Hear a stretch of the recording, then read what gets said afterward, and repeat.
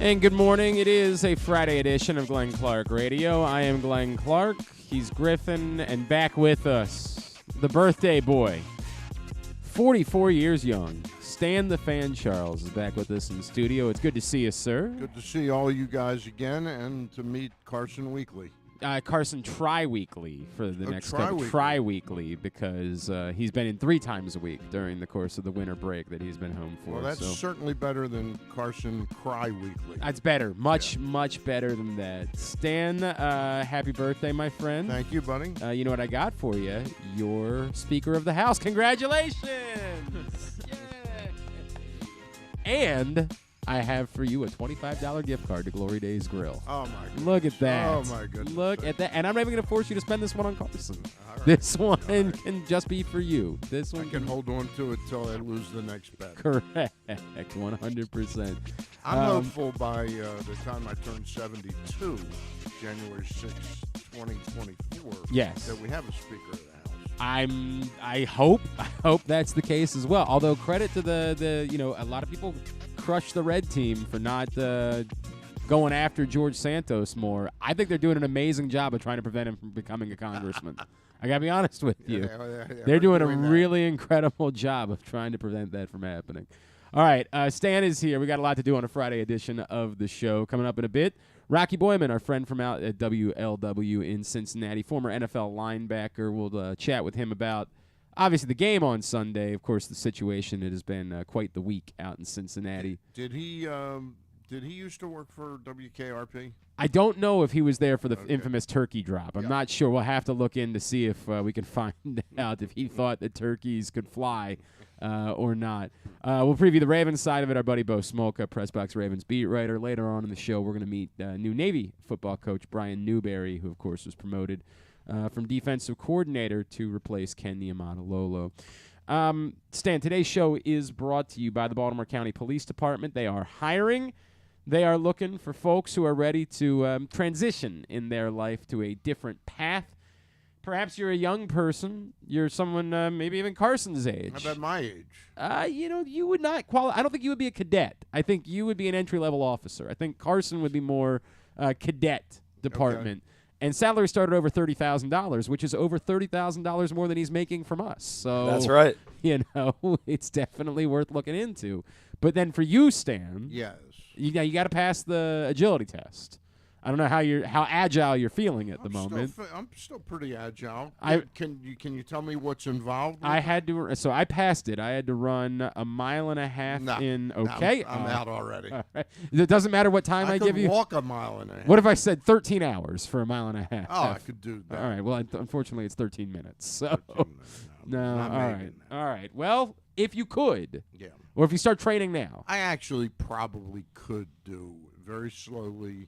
But I could probably do that in 13 minutes. All right. By the way, they told me it was a mile in 13 minutes, and I got there that morning. They're like, I tricked you, mile and a half. I said, because I'm thinking I can walk this. The extra half a mile is what gets you, no question. But if you can pass that, then entry-level officers or lateral officers both start at over $60,000 a year with a $10,000 signing bonus. Wow. And tremendous benefits available as well when you join the Baltimore County Police Department, including 15 sick days per calendar year with no limit, career advancement to more than 20 specialized units, and more.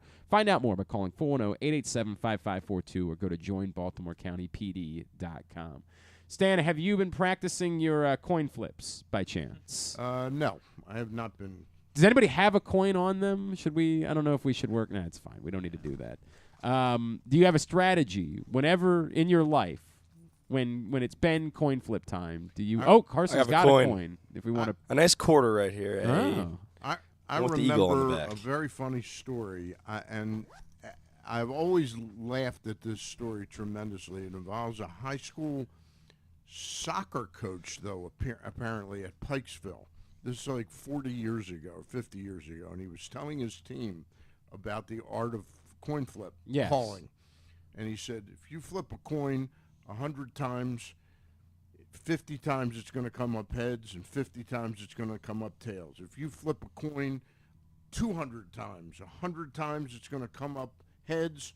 100 times it's going to come up tails. But damn it, if you only flip a coin once, 9 out of 10 times it comes up heads. That's the way it works, 100%. Well, I'm a tails never fails man myself, right? And I think that's a lot of people's strategies. Right. And this is relevant, of course, because perhaps the most anticipated coin toss in football history could occur, or at least since the film Friday Night Lights, could occur on Sunday. I actually don't know when they would do the coin toss. Yeah. Would they do it right after the game? It would be a great time to do it. Just pull the teams back out to midfield and reintroduce the captains and the whole thing, just like you were starting the game all over again. The NFL is attempting to try to find an equitable solution for not replaying the Bills-Bengals game for all parties involved. The relevance here is that if somehow the Ravens beat the Bengals on Sunday, the NFL will have a coin flip to determine home field. They will declare the Bengals the winners of the AFC North. They will get the T-shirts. They will get the parade around in the locker room, spray champagne if they want, do whatever it is they want to do.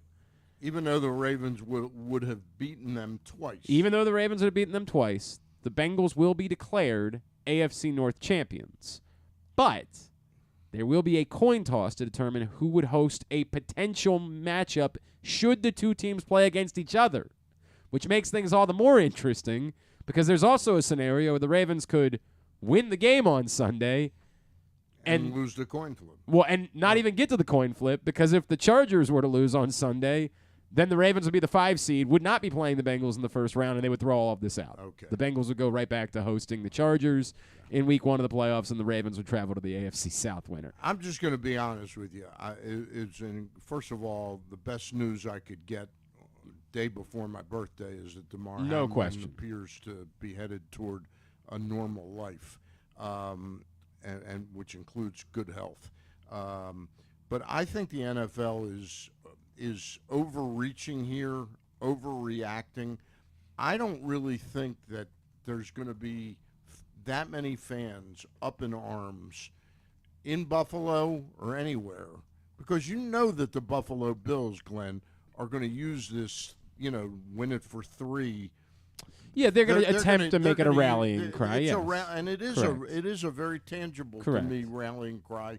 So in some ways, I think they already have a sort of an emotional advantage over whomever they play, and they can use it to add a little chip on their shoulder that we got to go into Kansas City because of this. But I think the attempt to breathe fairness into it, I think it's very unfair. For example, the talk about how they're going to handle a potential Buffalo-Kansas City game should it come to pass, that it would be at a neutral site. I think that's very unfair to the fans in Kansas City that had nothing to do at all with this thing, that they somehow would lose the potential for their home game. Well, I think I would feel more about that if the Bills hadn't already beaten the Chiefs this year, right? Mm-hmm. Like, I think that's the tough part about all of this for me is I just saw it on Monday night. I saw it the way this was going to play out, and everybody's going, well, when are they going to play this game? Right.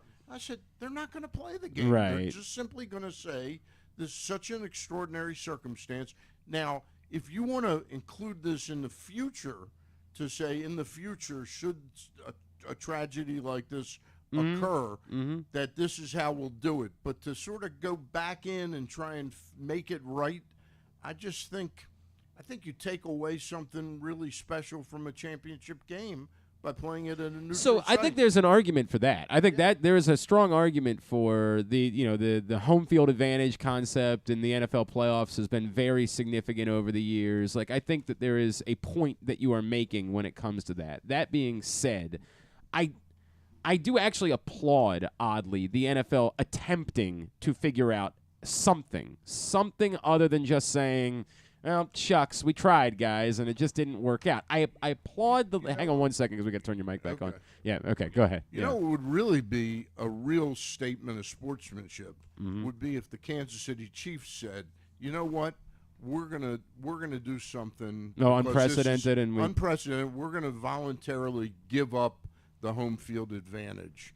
that would be something that would mean something to me. Oh, I mean, it'd be overwhelming. It would be overwhelming. I'll tell you, I have found it a little bit disappointing in the aftermath of this that the Bengals, who I thought had earned an unbelievable amount of goodwill this week, right, by that they have kind of come out swinging and pushing back and being upset. They have apparently their executive vice president is on the competition committee, right, and attempted to get everybody on the competition committee to vote against this. They got Joe Mixon, who's just such a likable guy to begin with. Right. Joe Mixon's on Twitter talking about how he's punched a woman. I know in years. That's a great point, man. You know, it's almost like it never happened. Joe Mixon's on Twitter, like talking about how they're getting screwed. This isn't the time, right? Like, you're not getting screwed by any stretch of the imagination. You know what happened.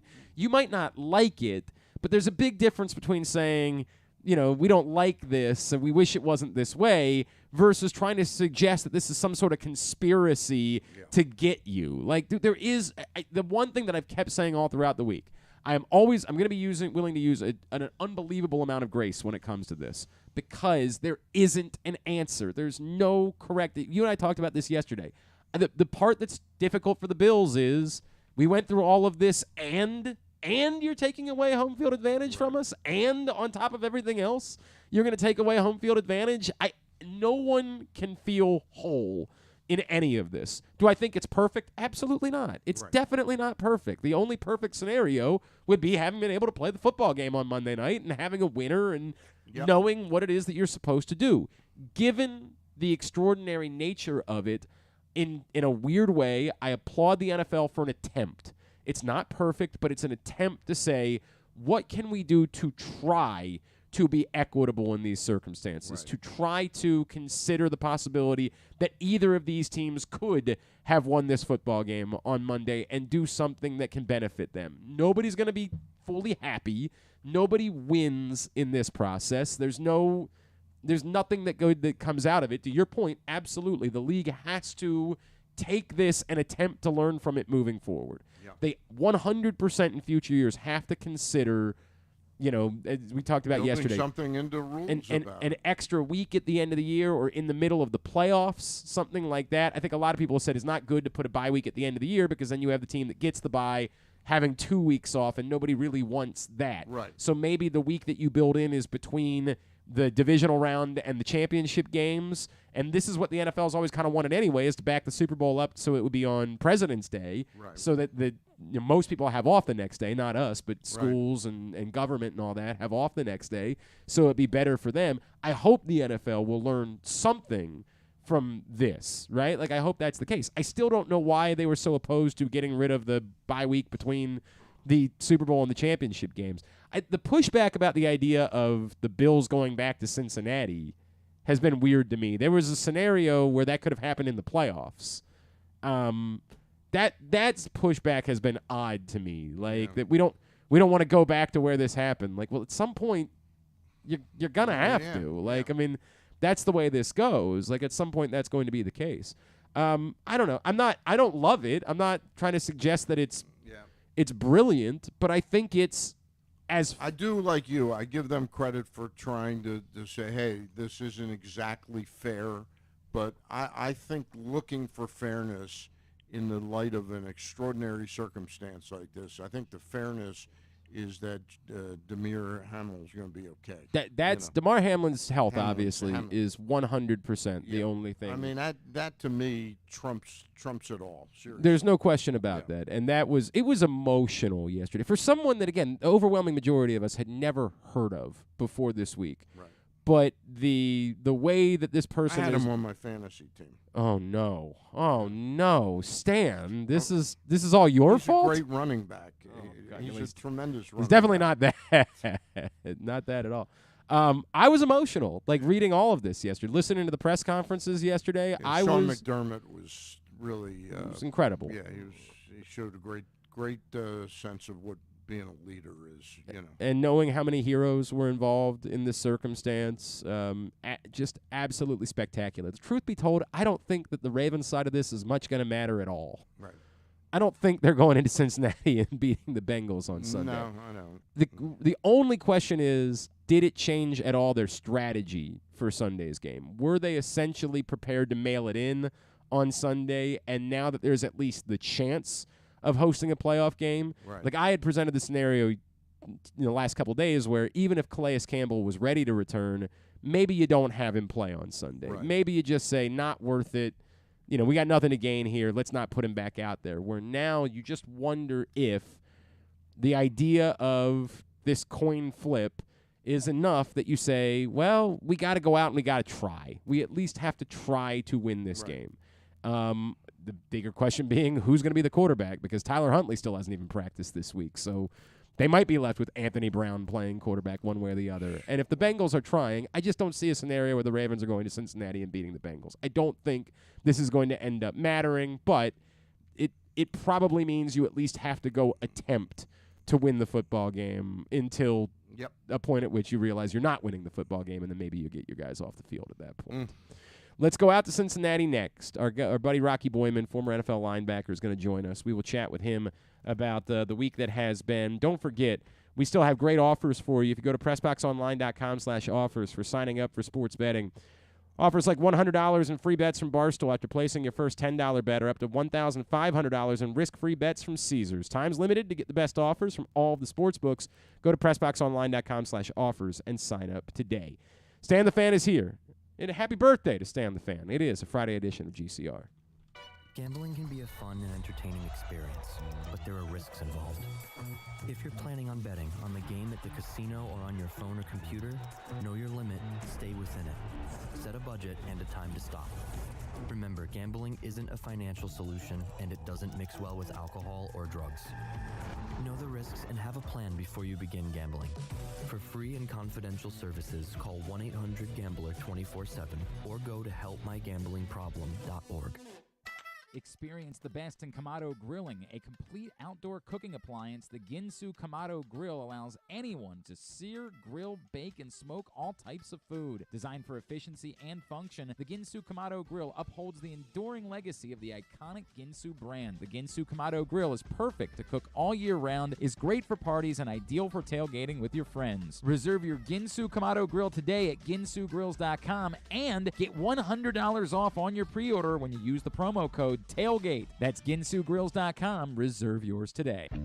Whether your focus is luxury and comfort, convenience and technologically advanced connectivity, or sporty performance and aggressive styling, we've got the perfect Highlander for you. Check out buyatoyota.com for deals on new Highlanders from your local Toyota dealer today.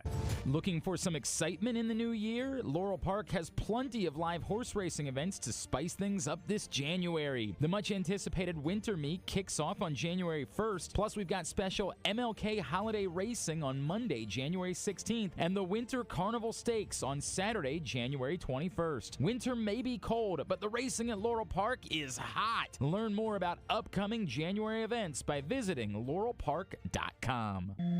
Another Orioles season is in the books, and the Bat-Around was there every step of the way as the Birds posted their first winning season in 6 years. And after promoting 2 #1 overall prospects in Adley Rutschman and Gunnar Henderson, Mike Elias has said it's liftoff from here. Hi, I'm Paul Valley, and along with my co-host Zach Goodman, we'll be here every Saturday from 10 a.m. to noon all off season, discussing every signing, trade, and waiver claim as we navigate the cold winter months that lead to spring training. You can watch us at youtube.com/PressBoxOnline and Facebook.com/PressBoxSports, or listen live at PressBoxOnline.com/radio. And if you miss a show, you can find us anywhere you get your podcasts. So tune into the Bat-Around with Paul Valley and Zach Goodman every Saturday from 10 a.m. to noon right here at PressBox Sports.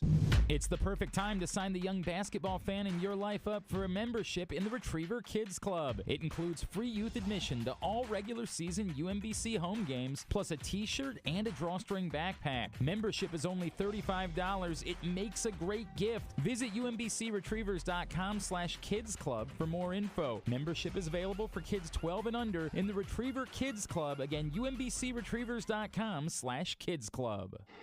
If you can't listen or watch live, you can subscribe to the show via Spotify, Amazon, or Apple Podcasts. Leave a 5-star review while you're there.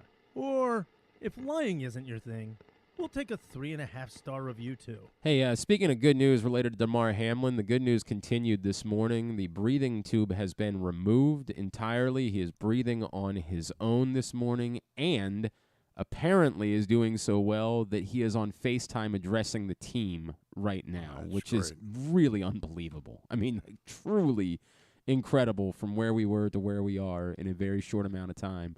And I can only imagine what that's meant for those players who I'm sure have been kind of struggling this week with the idea of going out and playing football, to hear from their buddy and know he's doing all right. I mean, I wouldn't trade this way to have gained it, but I think the Bills going into the playoffs have just a tremendous emotional, psychological, like thing we have something we're playing for that's bigger than just even us trying to win the Super Bowl. Yep. I understand what it is that you're saying, Stan. I don't know if that makes the difference. Change my strategy entirely. You're all in on Buffalo now. On my postseason you're pick. All in on Buffalo. So incredible news continues this morning in terms of Damar Hamlin. Prior to that, I was going to take the Ravens. Oh, you thought that they were the team to beat. Well, Ian Rappaport said yesterday they feel strongly that Lamar Jackson is going to be back for the postseason. So they got that going for him. I don't. And his record in the postseason is. Well, he's won one. Settle down. He won one. That's right. He did. He won one. He beat the Titans a couple years ago on the road. That's right. There's a chance that they could go to the Titans again. It's a very, very small chance that could be the case. Very small chance. All right. Today's show is also brought to you by Glory Days Grill. Stan the Fan's going to be headed to Glory Days Grill soon. Got. I pulled out all the stops for his birthday present today. Got him a $25 gift card to Glory Days Grill. Love it. I love me some chowder. I love Glory Days Grill. Of course, the Comfort Classic menu is still available for a couple more weeks, including the Twisted Ribs and Wings combo, the Mac and Cheese Bites, the Winter Spinach Salad, the Citrus Salmon, the Bourbon Butter Cake, the Bourbon. Oh, my God, it's so good. Radio professional, Griffin Bass. The man's I guess Carson. I thought I was going to have to fill in there. All right, we got to figure that out. We got a cord issue. But Carson, that's okay. We'll still chime in with you a little bit later on in the show. All right, glorydaysgrill.com is the website to get your order in. Let's head out to Cincinnati as we get ready for Ravens-Bengals Sunday. Always a pleasure to be joined once again by our friend Rocky Boiman, former NFL linebacker, now a host on WLW in Cincinnati. Rocky, I know it's been a heck of a week out that way. Thank you for taking a couple of minutes for us, as always, my friend. Yeah, absolutely, man. Happy to be with you guys. And like you said, it's been one heck of a week of emotions, and the NFL is full of excitement and drama and heartache and all that. But it's an exciting time right now, I guess. Rocky, it's interesting. I know you don't just do sports any longer. You do talk radio in general. As weeks go, the way that this all reflected on the people of Cincinnati and how the fans that were at the stadium on Monday night handled this, and the community, the way that they rallied during the course of the week. Do you know many weeks that have been better for the city of Cincinnati and its population than this week has been? I can't recall. I mean, look, I'm from here, so I think overall Cincinnati and Cincinnatians are pretty level-headed, fair-minded people. But you're right, it was on display during that Monday night game.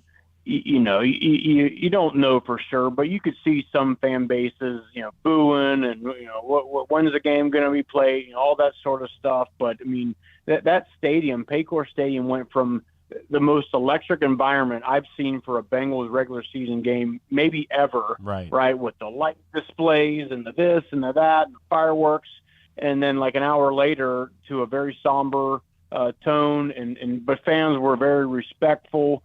Fans were, patient to some degree in what was going on. And then the fact, look, we have, we always brag here in Cincinnati. We have some of the best medical professionals in the world. And I think that was able to finally be realized by a lot of people outside of Cincinnati. And the UC Heart Center, Cardiac Center here is a top-notch facility.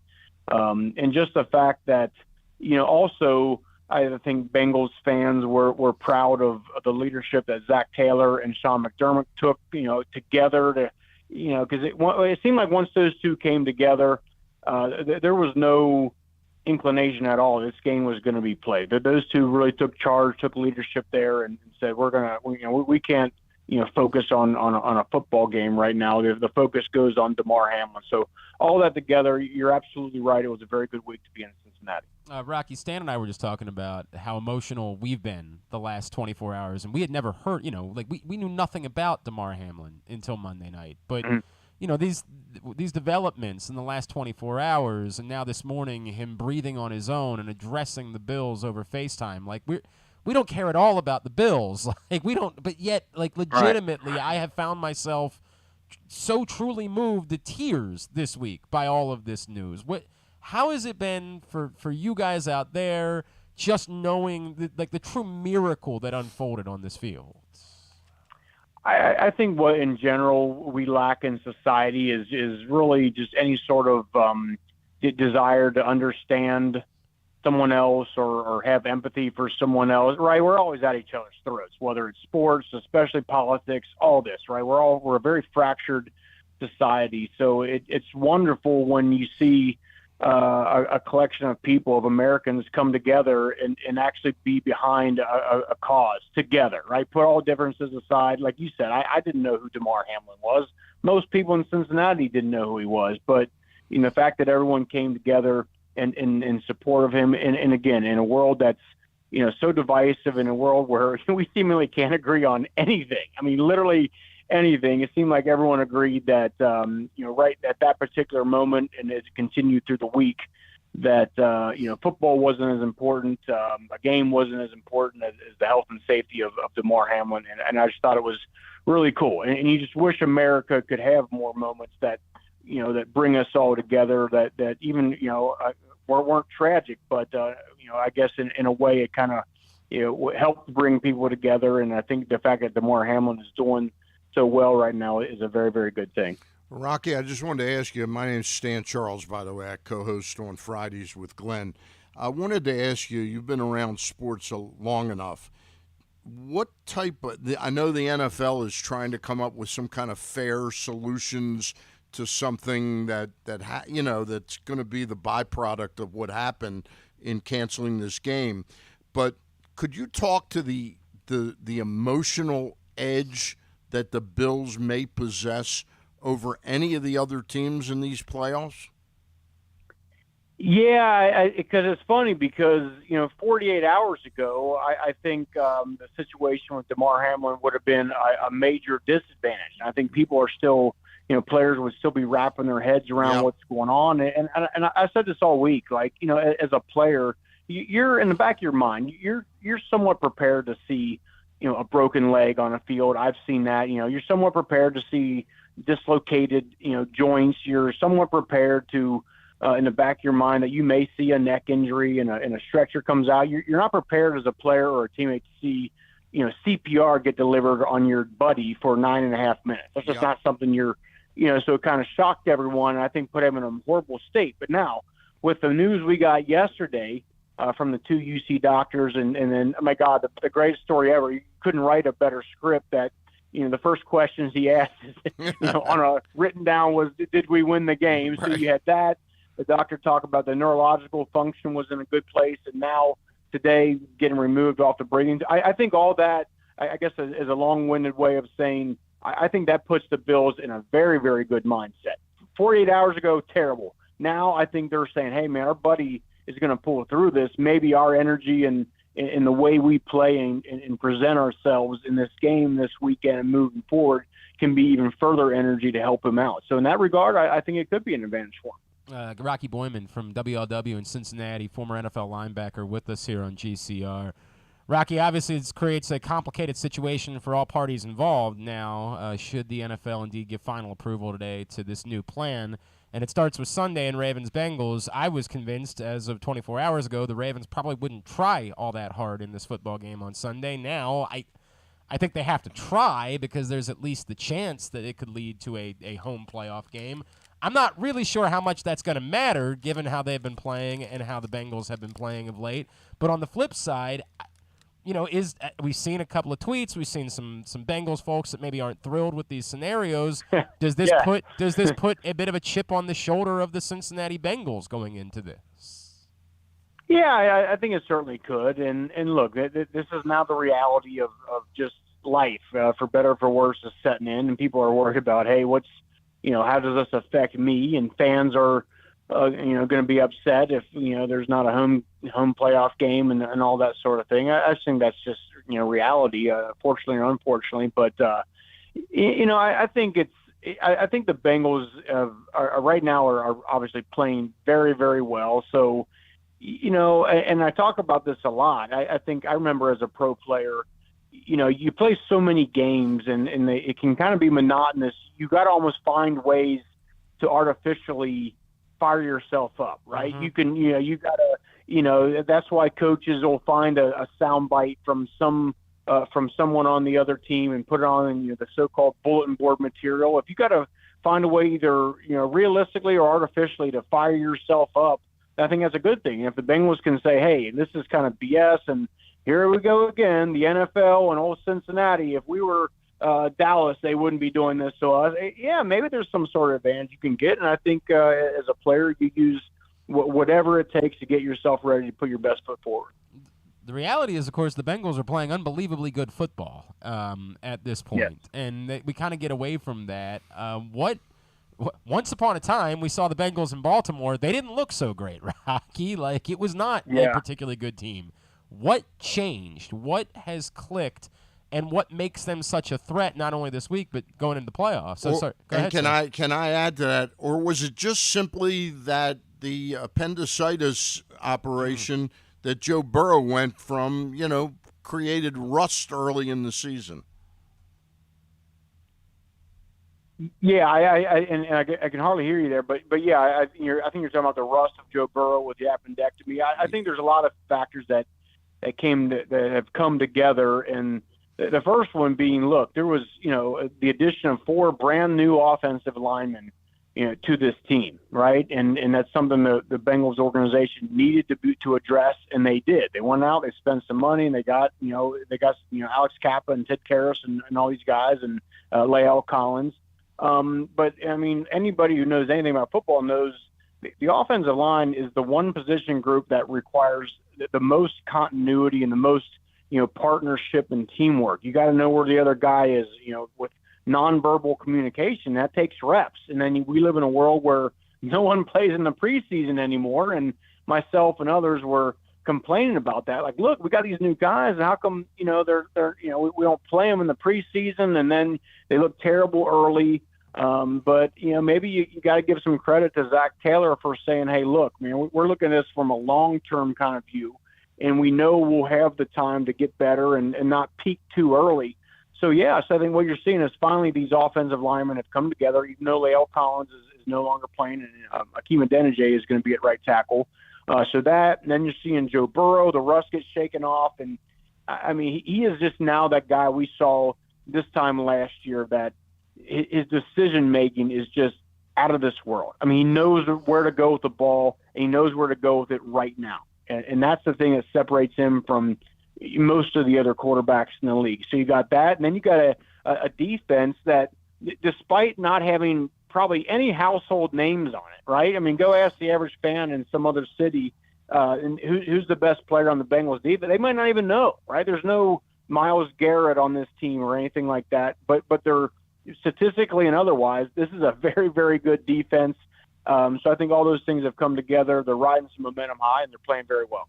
Yeah, they certainly are. I think they're a very serious threat to make a run to a Super Bowl once again this year.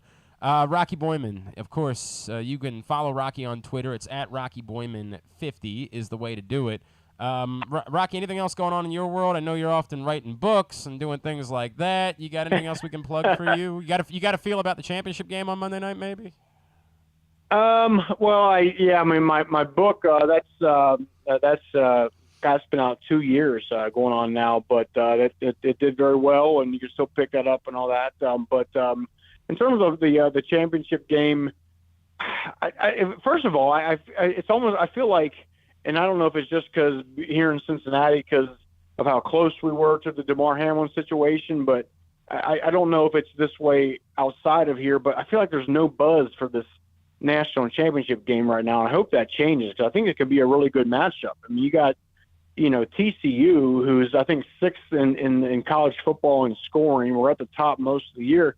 they can put up some points. Mac Duggan can put up some points, and we saw that Georgia defense be a little bit vulnerable with Ohio State putting 41 on them. So I think it has the potential to be a real good game, and I hope I'm right about that. I hope you're right about that as well. Rocky, always appreciate you, my friend. Thank you for taking the time for us. Kudos to everybody in Cincinnati for how you've handled yourselves this week. It's been remarkable to see.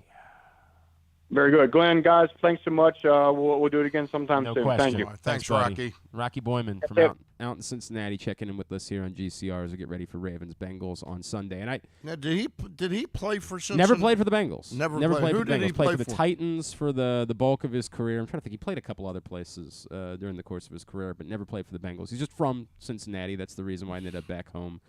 Played at Notre Dame, played for the Cowboys. He played for just about everybody but the Bengals. Cowboys, Colts, Eagles, Chiefs, Steelers, Lions, as well as the Titans. It's fascinating because you get a lot of these guys that do the local talk and everything. A lot of them they're from that area, but they didn't play for the team. I get going back. Like, that makes sense. Didn't the Browns guy we remember we had Gerard Cherry on. It was just his wife. Like, he wasn't from there. Right. He never played there. Right. But his wife got a job, and he said, it's always about a chick. It's always about a chick. You're 100% right about that, Stan. Yeah. No, I really do think that the city of Cincinnati has, for overwhelmingly, this is reflected very well on them, and it's starting on Monday night, because his point, like, we have been to, you still go to Ravens games, Stan. Like, you go sit out with all these drunks, and I know that there have been, I hope that a Ravens, fan base would react the same way, but there's a reason I stopped going to football games. Like, all of these drunken maniacs that just sort of lose concept of life and the world and just sort of become almost caricatures of humans in these situations. I don't know. I can't promise that everybody would have handled it exactly the right way and that there wouldn't have been a pack of people booing a stoppage of a game or something like that. I would hope that we would have handled it as well. I hope. Yeah. I hope you're right about Yeah. that. But they certainly did. They handled it incredibly well and rallied all week and lifted up Damar Hamlin and, like that. It was what was the awesome last, to see. What was the last total we got on monies donated? Was it 7.5 the last time I saw it? $7.5 million that had been donated to, which, it's wonderful. They had put a goal of like 200,000. No, it was $2,500. $500. $2,500 to raise for toys for kids. He'll be able to give toys to kids for the rest of his life. For 20 years. Correct. For the rest of his life. The Bills said on Twitter this morning, Damar Hamlin FaceTimed into our meeting today to talk to players and coaches. What he said to the team, quote, "Love you boys," unquote. So, it's it warms your heart. It warms your heart. It is a remarkable thing to see. This is probably giving Donald Trump, by the way, a new way to try and raise money. Oh my God! He'll report that he's going to have he's going to have a goal of figure out where you were going with. He's going to have like a goal of $1 million to get his brain function back. God. Oh God! Today's show also brought to you. Happy January 6th. Yeah. Today's show brought to you by the all-new Ginsu Kamado. The mother ruined my birthday. That's son of a. I'm still looking for an attorney out there for your class action case. lawsuit to class try to take back January 6th. That you want. I think he's damaged it beyond repair. Now, how do you prove there's been an actual dollar figure damage to it, Stan? How do you go about that? It is. I'll admit it's hard to quantify it, but we're not looking to make this a monetary win. We just want to get the win where a judge would say, you owe these people an apology. Okay. All the January 6th people. All right. I'm. You know what? I'm on board with this. And a gift card. To Glory Days Grill. Exactly Days right. Grills, yeah. You can go use at glorydaysgrill.com. We also need to speaking of grills, the Ginsu Kamado grill is the perfect ceramic home grill or tailgate. I'm still keeping my fingers crossed that that's what Jane got me for my birthday. I hope it is. Yeah. Do you have to wait till tonight to find out what you got for your birthday? Yeah. Oh man. Could be anything. Yeah. Now I got it. Now I want to know. Now I'm excited. It's the perfect ceramic home grill or tailgate for grilling, searing, baking, and smoking all kinds of food. Use the code TAILGATE at ginsugrills.com. Save $100 when you do. Stan, there is debate now about where a neutral site AFC Championship game should be played.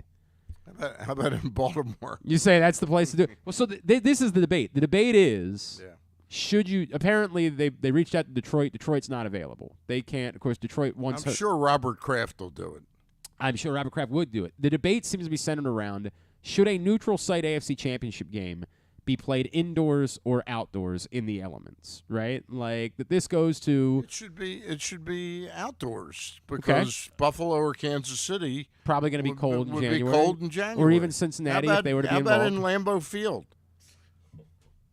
I'm trying to think of the Packers could only be the 7th seed, so there's no way that they could possibly be hosting the NFC Championship game on the same day. So yes, that would be available. I was trying to do the math on like if it's Buffalo versus Kansas City, what's the irony being it feels like Cincinnati would actually be like the location that would kind of be in between the two of them. That would be the ideal host. But you think it should be out in the elements? And I definitely think it should be out in the elements. I probably am inclined just because the nature of like if one of these was a dome team to begin with that we were talking about, then maybe I could make the argument for I don't know.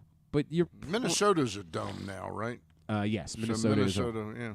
It was a dome. And I'm sure Jerry Jones would open his doors for that. But they legitimately could end up. They could still end up being the number one seed. I think the NFL might want it in New York, for example. Like they might want to play it at Giants or whatever MetLife is that what it's called now. They might want to play it there just because major market and there's probably a ton of. In that market, you have a ton of fans of all these teams to begin with, right? So that helps create that atmosphere that you're looking for that game. Plus, everybody's going to want to travel for the AFC Championship game on top of that. Is there any chance you try to go to the place that's hosting the Super Bowl and kind of create like a football festival for a couple of weeks that way? I don't know. It's above my pay grade. I'd keep it in Kansas City if the neutral site would be Kansas City is what you're saying. You say a nice neutral site game. You can do the thing where you paint like one end zone. Yeah. It's like when Tampa hosted the Super Bowl a couple years ago. You can pretend it's a neutral site game at that point and put the Bills' name in one end zone and the Chiefs' name in the other end zone and just make it a neutral site game in Kansas City. Maybe you could play it in Oakland. The former home of the Raiders. I don't think that they're going to want to do that. If I had to guess, I think they would probably pass on that. The other thing that's sort of been floating around in relation to all of that this morning, is there any world? Oh, by the way, the playoffs at stake for the Miami Dolphins on Sunday. Yeah, it's now official. Joe Flacco will start for the Jets against Skylar Thompson and the Miami Dolphins. Yeah, Dolphins playoff hopes are over, unfortunately. Why? Oh, because Joe, you got January Joe. Yeah, you are. I don't know that you can do anything against January Joe. Damn! Now I'm upset that I changed off of that game yesterday in our picks. Remember, I'd taken the Dolphins as my lock loser. That's right. I thought they were playing some other third string. No, Joe Flacco will get the start in a game with playoff. By the way, at this point, I'm not even kidding. I absolutely believe the Steelers are the favorite to get the final wild card spot going into this weekend. Like, I understand they need two other things to happen, but your confidence level in Skylar Thompson or in the Patriots beating the Bills, I ain't seeing it. To me, the Steelers are the favorite to get that. The other thing that's been floating around this morning that I want to cover, if you're the Ravens, we were talking a second ago about, you got to go try. Here's an argument that was presented to me. This came from Randy Morgan. It's still not worth it. Basically, you can either try to beat the Bengals in Cincinnati for a 50% chance of hosting them the following week, or essentially have a bye week this week if you rest some of your players and scout the Bengals, who have to try in order to make sure they lock up the home playoff game, and then use that to try to turn around and beat them on the road in the playoffs. It's an interesting argument that's presented, that even though you now have a chance to get a playoff game, you still say, look, it's not worth it. Let's rest our guys, as many of them as we can this week anyway, and deal with the fact that we're going to have to turn around and go on the road next week and play the Bengals. What would you do if you're John Harbaugh and you had players that you could rest this week? I think the larger gain for Harbaugh is to try and get a team that puts together a performance that's winning caliber performance that you can go into the playoffs feeling you can win, that you can put that kind of effort out there. look, the bottom line is the team, I think I heard this the other day, they average 28 points a game when Lamar Jackson plays, and they've averaged 18 points a game. He's actually down a little bit because of last 16 and a half, something like that. You've got to believe that you've got more than a puncher's chance against any team if Lamar plays, According to Ian Rappaport, they believe that he will return and play for the playoffs. Let's talk more about this with our PressBox Ravens beat writer. Bo Smolka is with us this morning on GCR. Bo, good morning, my friend. How are you? Good morning. I'm good, thanks. How are you? We're all right. So the Ravens are playing what I guess now we call a meaningful football game. It's a weird scenario to be in because if they win it, they would get a coin flip chance potentially, as long as the Chargers don't lose, to host a playoff game at that point.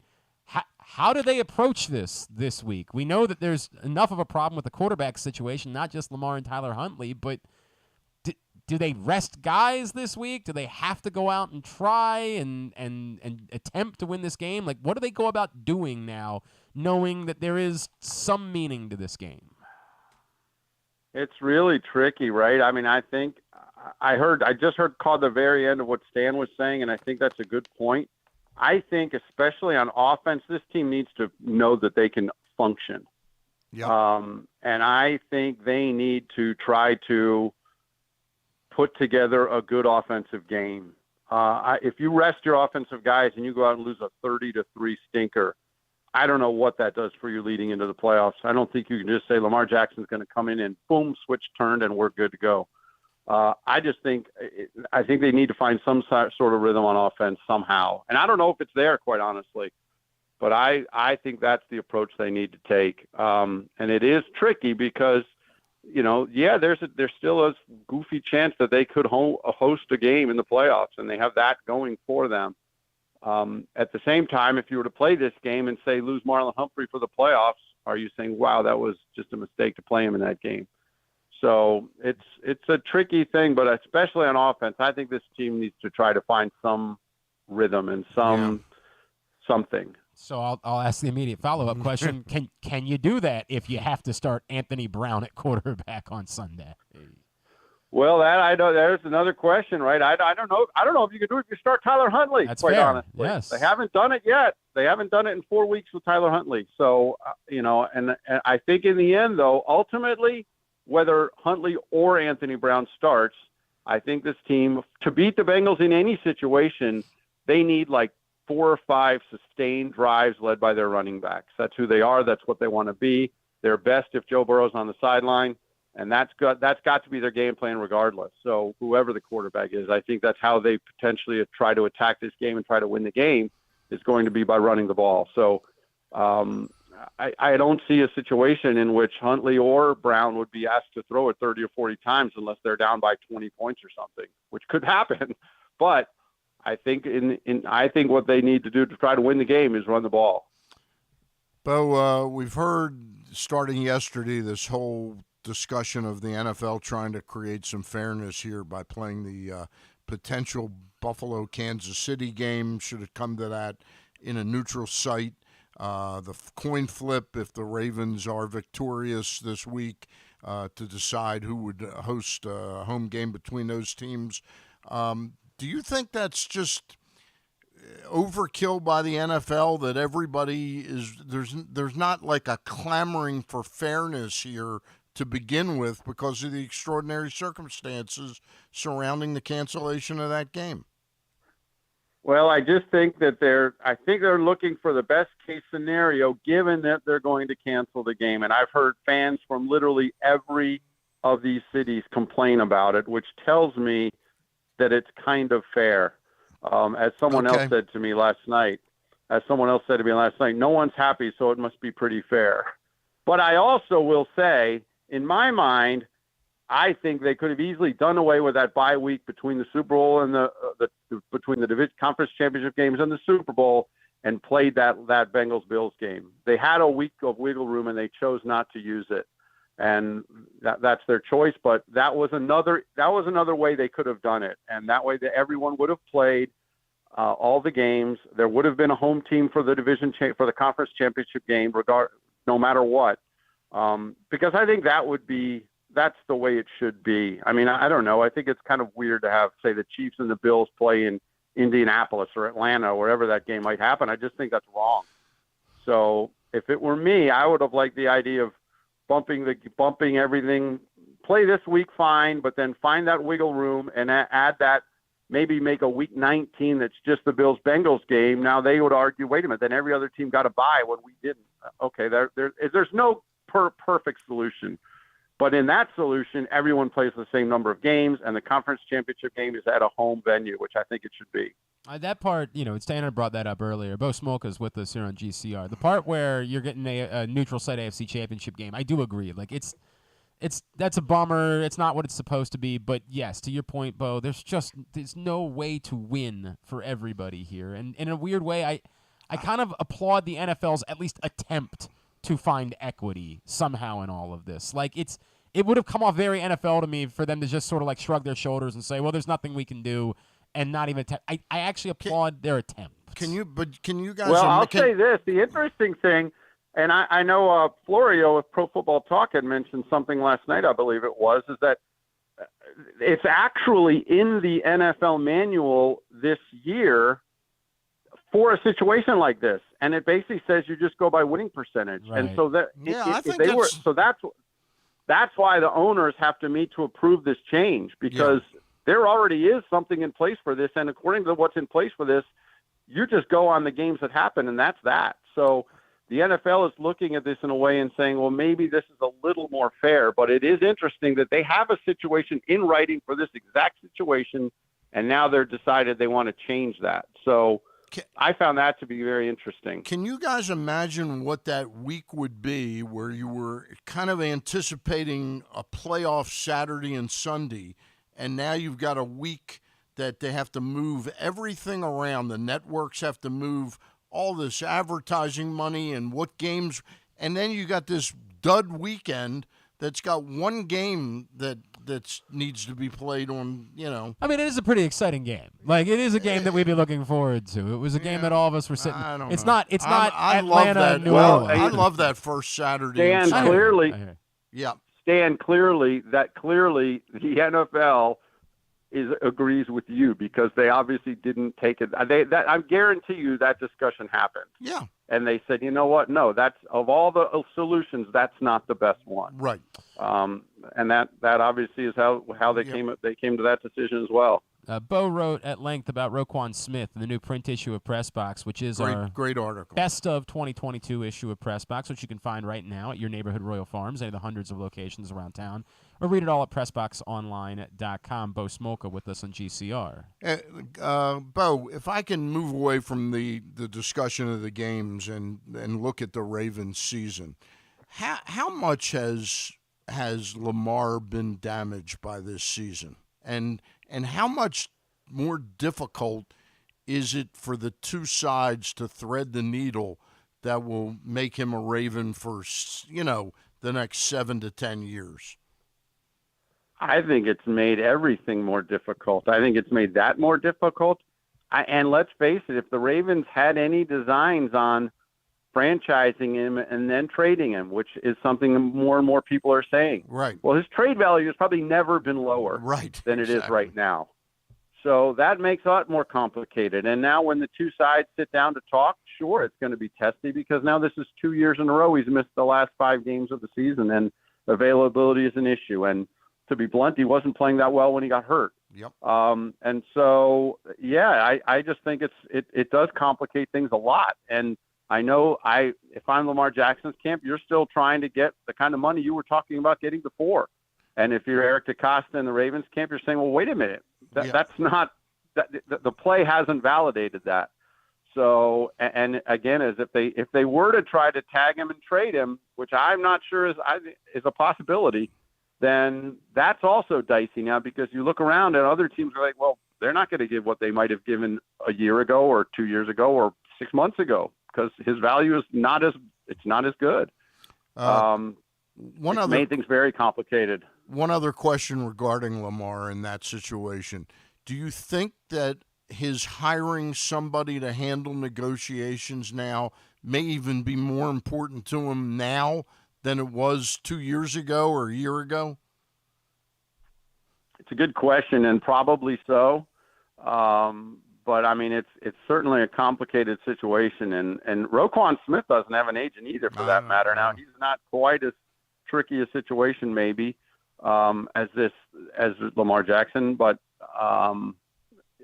I think it would behoove him to do it. But again, that's going to be up to him. Yeah. Bo, one of the things that got people worked up this week, John Harbaugh was asked about Gus Edwards and says, yeah, it's unacceptable. And then the response back from fans is, right, but you're the coach. Like, shouldn't you be doing something about that during the course of the game? This, of course, comes on the heels of the situation in Cleveland a couple weeks ago, which I thought was drastically more unacceptable than this was. I think you can make an argument that, you know, they weren't running the ball in the middle of the field on Sunday night, and that's what Gus Edwards does.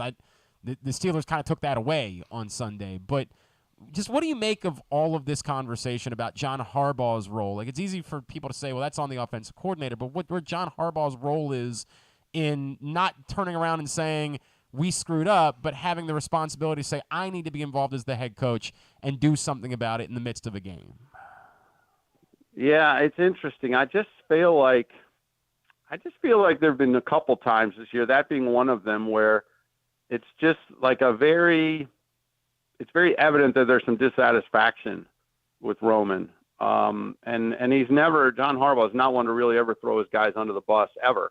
But there's been 3 or 4 times I can think he said something that you're like, I'm Greg Roman, I'm not really liking to hear that. And so I think John Harbaugh, to a large degree, and maybe to too much of a degree, is a manager to the extent that he delegates to his guys, and his guys do their job. And Roman's job is to have the offensive personnel on the field and call the plays and do all that. And it is tricky after the fact to say, wow, I'm not happy about that. And he is the head coach, and so it does ultimately fall on him. But I think it was another of, I think, a few this year times where the dissatisfaction with Roman has been apparent. I tend to agree with that, and I'm in a weird place. And I brought this up with Brian Billick yesterday. He said, "Look, you don't do this. You don't veto a play call like that. Your offense, you don't shackle your offensive coordinator like that. It doesn't work that way." But I don't know. I also don't think that you can go back at the end of the game. I think that there's a little bit of dereliction of duty for you afterwards to be like, well, we really screwed that up. Well, you're like you're the one. Like, you don't get to turn around and say, man, we really messed this thing up. But it means you did. Like, that does fall on you. I also think go back to the James Prochet double reverse pass, right? That was another one. That was another where, one. Yeah. Again, like, that comes in, and if you're Harbaugh after the fact said, yeah, that was probably the wrong time for that. Well, I mean, you would think Harbaugh could have shot that down right then, called a timeout, and said, no, we are not doing that. But he didn't, and then after the fact, he was unhappy about it. So I understand what Billick say to extent, but you're right. It ultimately falls on the head coach, and the we is you. Basically, you're the fall guy in the end. Right. But the Prochet one also came to mind. The same exact kind of thing, where the next day there was a lot of lamenting from the head coach about what the offensive coordinator called. He is Bo Smolka. At B Smolka on Twitter is how you follow him. You want to get a plug in for the podcast? Sure. We didn't get to do it this week. I was traveling a lot the last week. Dan Wilcox is away right now, but Daniel Wilcox and I, former Ravens tight end, we have a podcast on the Believe Network, BLEAV. He's away right now, but we're going to be back probably Monday or Tuesday, more likely, with a playoff preview, and we'll kind of get a feel for where this team is heading into the playoffs, which is not in a great space at the moment. We'll see what it looks like after Sunday. No doubt. All right. Thanks, Bo. Bo, appreciate you, man. We'll talk to you again next week, all right? All right, thanks. Take care. Bo Smolka, PressBox Ravens beat writer, with us here on GCR as we wind down hour number 1 of the program. Today's show also brought to you by your local Toyota dealer and buyatoyota.com. The Toyota Tacoma comes in a range of models and trim lines, so you can choose the perfect Tacoma to reflect your unique personality and driving habits. Check out buyatoyota.com for deals on new Tacomas from your local Toyota dealer today.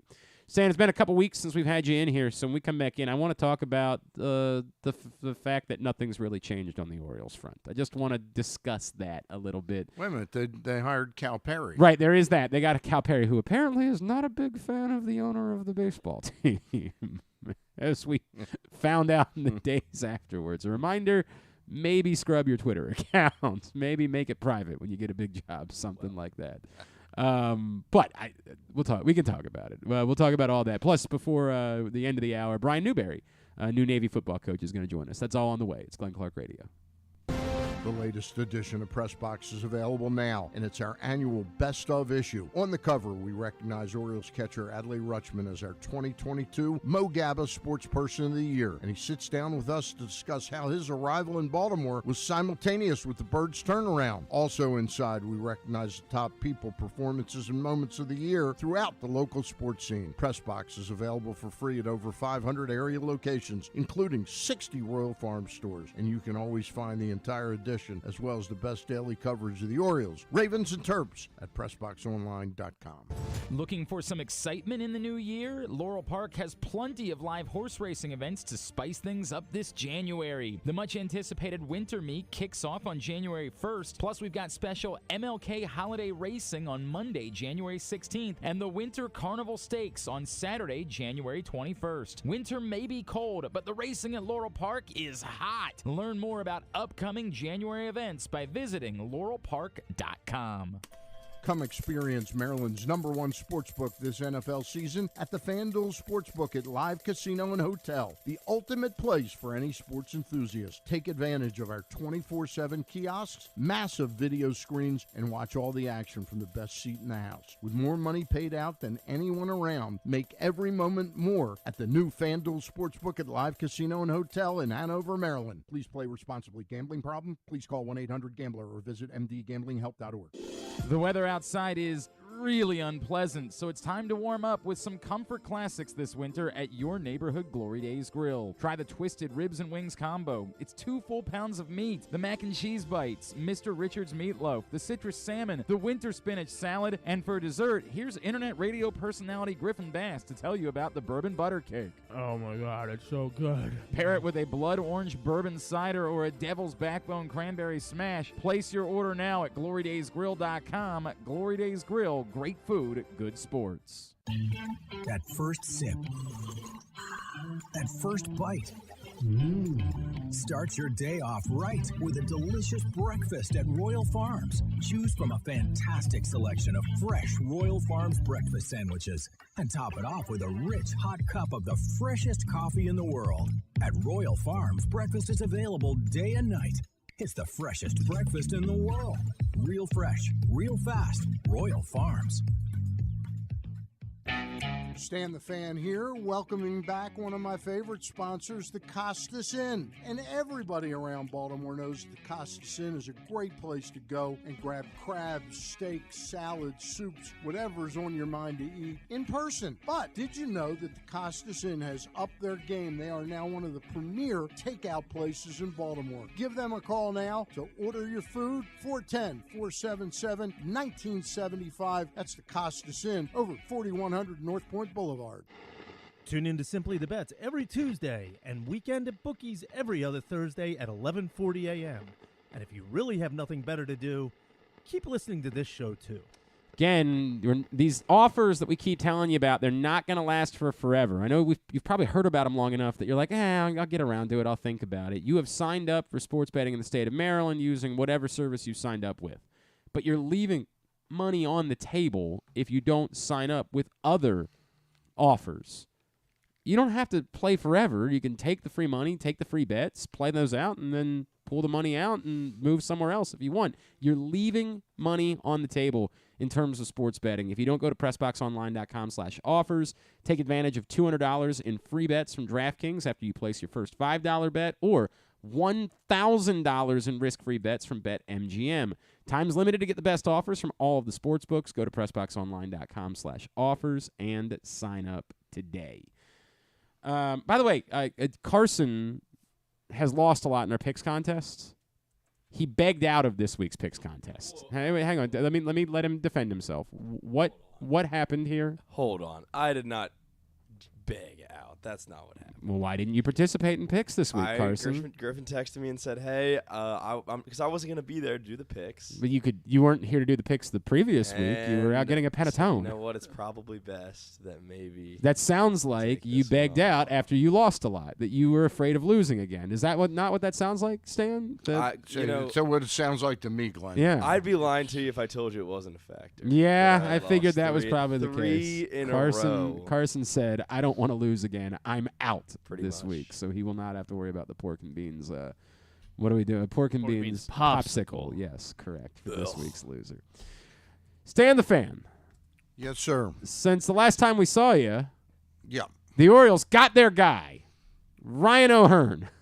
And then they got rid of their guy. And then they got the guy that they really wanted all along. Yeah, Lewin Diaz. Yeah. They've gotten him twice. Why not? Do you think there's a shot that they could lose him again? It's totally acquire possible. O'Hearn again, but then go back to Diaz? Yes, I think that all those things are possible at this point. The reality is, yes, they have made. I don't even remember what moves they had made. It's been a few weeks. I was sort of excited about the prospect. I thought Eric Hosmer would have been a really good fit for this team right now. Cubs end up being these. Cubs ended up wooing him away.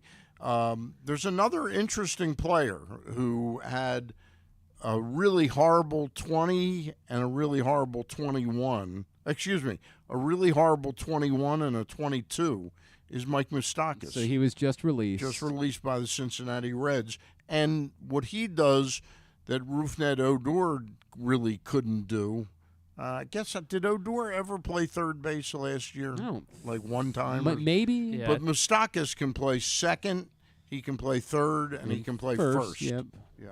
And he can DH. To your point, yeah. It's been rough. I mean, he is. But I'd have to know. That's not my job, really. But Mike Elias would know what injuries he had, talk to the player, if the player really wants to, gear it up for one. He's the type of guy in our ballpark.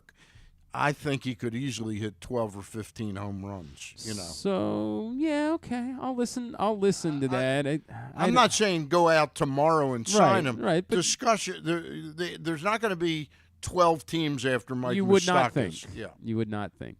Stan, all that is, I bring all these things up to say at this point, have you kind of just accepted that this is the way it is, that they are, next year is the year, that there's no big even trade that is going to come, that the strategy this year was let's poke around if something, were to play out that it makes sense, or do you still think there's a world in which they could be in on one of these pitchers that's left, a Johnny Cueto, a Michael Wacha of the world at this point? I doubt that they're in on either of those two pitchers in any significant way. You haven't heard Cueto's name mentioned at all, other than by me. I think he'd be a perfect fit, but it looks like he's going to sign. Yes, Carson's also a big Johnny Cueto guy. Right. Day one. Day one of free agency, I circled his name. Yep. But the one good thing about Cueto going to the Marlins would be that might make a Marlins trade of a starting pitcher more probable. I still think there's a possibility we could do something with the Marlins involving Urias and Stowers for a pitcher or something like that. I think that's a possibility, but I agree with you. I would say very tepidly that I like the moves that they've made. I think of all the moves Elias has made here in terms of acquisition, I think getting James McCann for 2 years for $5 million is about as good as you can do in any deal. That's an amazing acquisition to me. I don't know if I'm going to say amazing. I don't know if I like McCann. If you look at his couple of years, I like McCann. I think that, just think there's a limit to how good an acquisition of a backup catcher can be. You know what I mean? Like I think it's a solid move. I'm fine. Somebody's got to play. Because, I know, but I think if you look at the way Brandon Hyde handled Rutschman last year, I think the combination of the hitter he is as a right-hander. He's certainly not a strict platoon guy, Rutschman, but I think they're going to play him 120 games behind the plate and 15, 18 as a DH. So that gives me 60 games that McCann may have an impact on, which is more significant, and he can have an impact. Whereas Robinson Chirinos, right, was an upgrade over Severino and Chance Sisco. Let me read this from Jim Bowden in The Athletic this week. The Orioles have signed pitchers Kyle Gibson and Michael Givens and improved their veteran position player depth with the acquisitions of second baseman Adam Frazier, catcher James McCann, and first baseman outfielder Ryan O'Hearn. Well, they had. They had for a second. Orioles fans are probably disappointed the team didn't land a bigger name starting pitcher, but it wasn't because of a lack of effort. Baltimore's front office was aggressive in trying to sign second and third tier starting pitchers in free agency, the pool of starters coveted most after Jacob deGrom, Justin Verlander, and Carlos Rodon. The Orioles have a strong farm system, and they could dip into it if they find an appealing blockbuster-type trade. But their, quote, big splash moves, unquote, are probably a year away, which makes sense as it gives their young players further opportunity to develop and prove themselves this season. You and I have talked about the comparison to the Padres. The Padres didn't wait until they were ready. They went ahead and made their moves ahead of time to say, we don't know what's going to be available. When something's available and we can do it, we're going to do it. Now, the Padres turned into silly money, of course. They turned into... And not a great deal of success. Not for the money, based on the amount of money spent, right? In comparison, clearly, it's tough to say that. The Padres were utterly off the radar in baseball before they started making aggressive moves. They have very much been on the radar. They did get to the NLCS a year ago, but to your point, given the totality of what they've spent, no, it hasn't turned them into – they haven't reached a World Series yet. But they did get themselves into the equation by being aggressive. Now, the Orioles are never going to be as aggressive as the Padres have been. That day is not going to come where they're handing out multiple ridiculous $200+ million contracts. That's not going to happen. Correct. But the time-wise, the idea of them saying, hey, next year would really be the year to do this versus doing it now, what do you make of that? Well, I think, look, I'm a Mike Elias fan as far as an executive. I think he misspoke when he did the liftoff thing. I think he was trying to convince his team that from here on in, we're all in. I don't think the Orioles have the resources right this moment to be all in the way Peter Kreidler could be all in out in San Diego. Right. John Angelos is not a billionaire. No. Okay.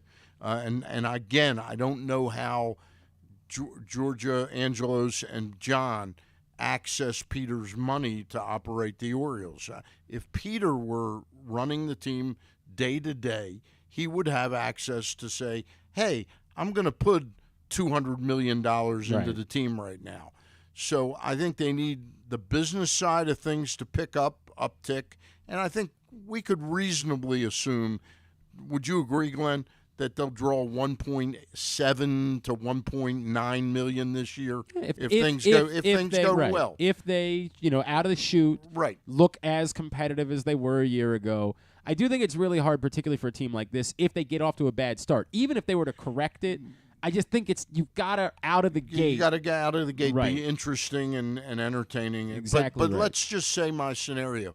Then you've got a little bit more money next year. You also, to me, I think the thing that they're trying to do, and as I get older, I use the term thread the needle. Yeah. More. They're trying to thread the needle to see, before we give up some of these prospects, let's see what Connor Norby or Jordan Westberg are. We don't want to give them up too soon. So I think you're going to see a fair amount of experimentation this year with guys like Norby, Westbrook, and Stowers, and maybe Colton Cowser, to have a really better eye of, Buck used to use, sometimes you always covet other teams' players when you might have the answer right here. And I think that's what Mike Elias is sort of assessing. But I sure as hell would have loved to have come away. I still would love to come away with Waka or Cueto or make a trade with the Marlins to get either Paco Lopez or my guy Jesus Luzardo. So it's interesting you bring this up, right? Because I've had, I think was it Kevin Brown who was on? We were talking about this a couple weeks ago. It sounds like that. Yeah. And I said, I read that piece. I said, look, I understand the argument of you're still trying to identify exactly. You still have a lot of questions.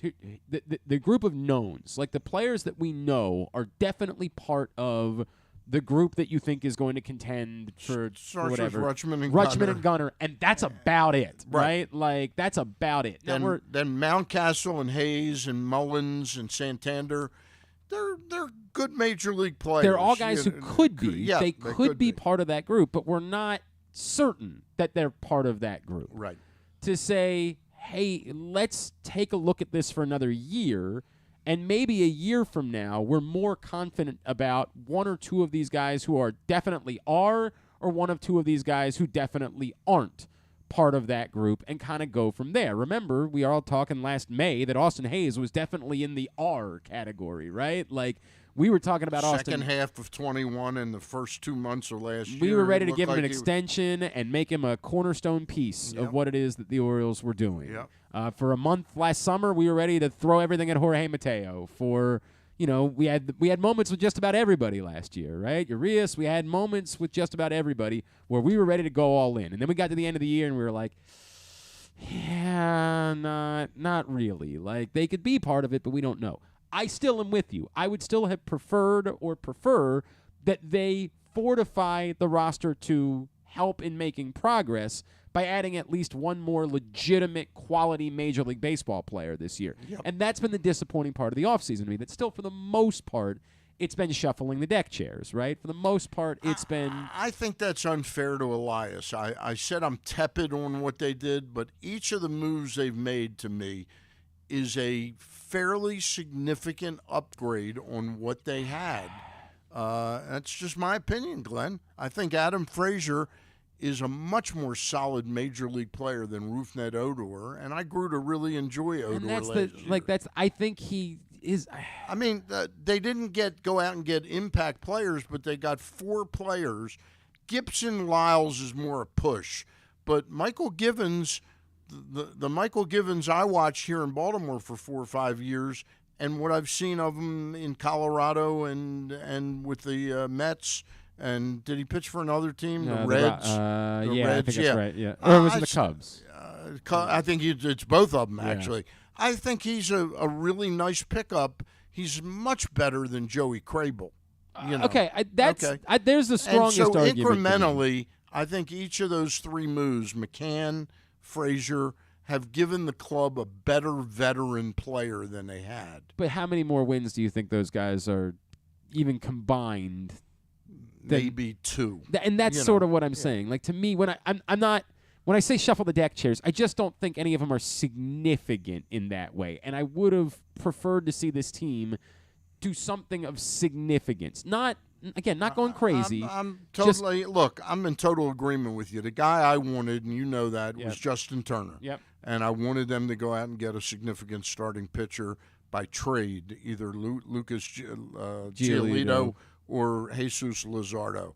Luzardo still may be available, and boy, if they came away with him at the last minute here in a trade in the next month. It would certainly. And look, we have seen this franchise, even under, do things, find out who the last girl is at the table and say, let's make this work, right? Yeah. Like, that was Andrew Kashner, that was Alex Cobb. Like, we have seen that they have gone that route and said, let's let the entire process play out. Is Kashner still available? Probably is, if I had to guess. Probably still the case. But who knows if that doesn't end up being Michael Wacha at some point. Like, that you just get to the end of this and you get to February and Michael Wacha's sitting there and he's like, you know what, maybe deferred money doesn't sound that bad to me. Like, I'll make this work in order to make this work. I think the Twins are going to sign him.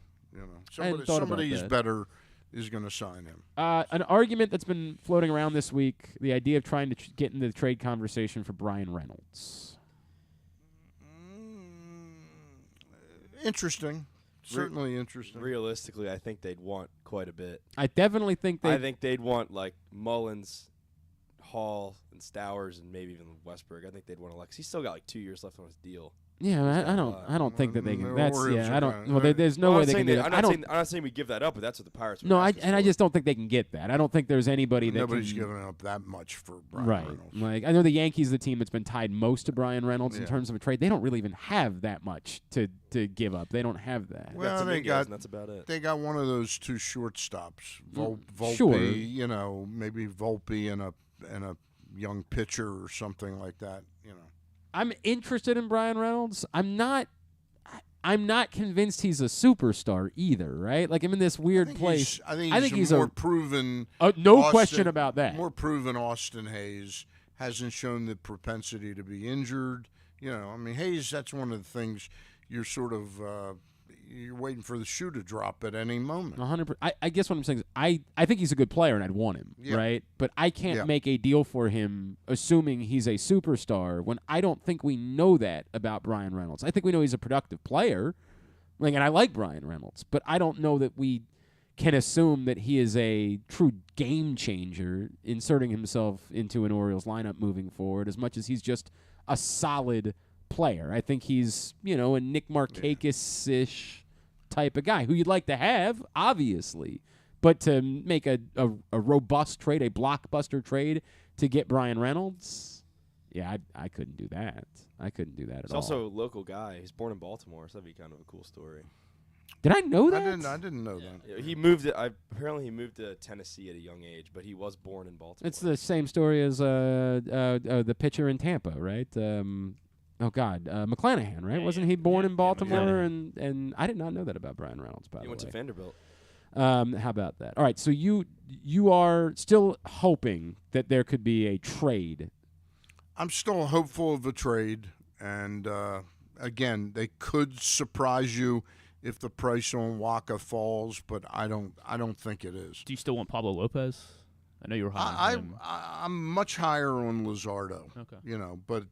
But if the trade was like Hayes and Urias or something like that and we got Lopez and maybe a young arm along with him, I'd go for that. You still want to deal Cedric Mullins?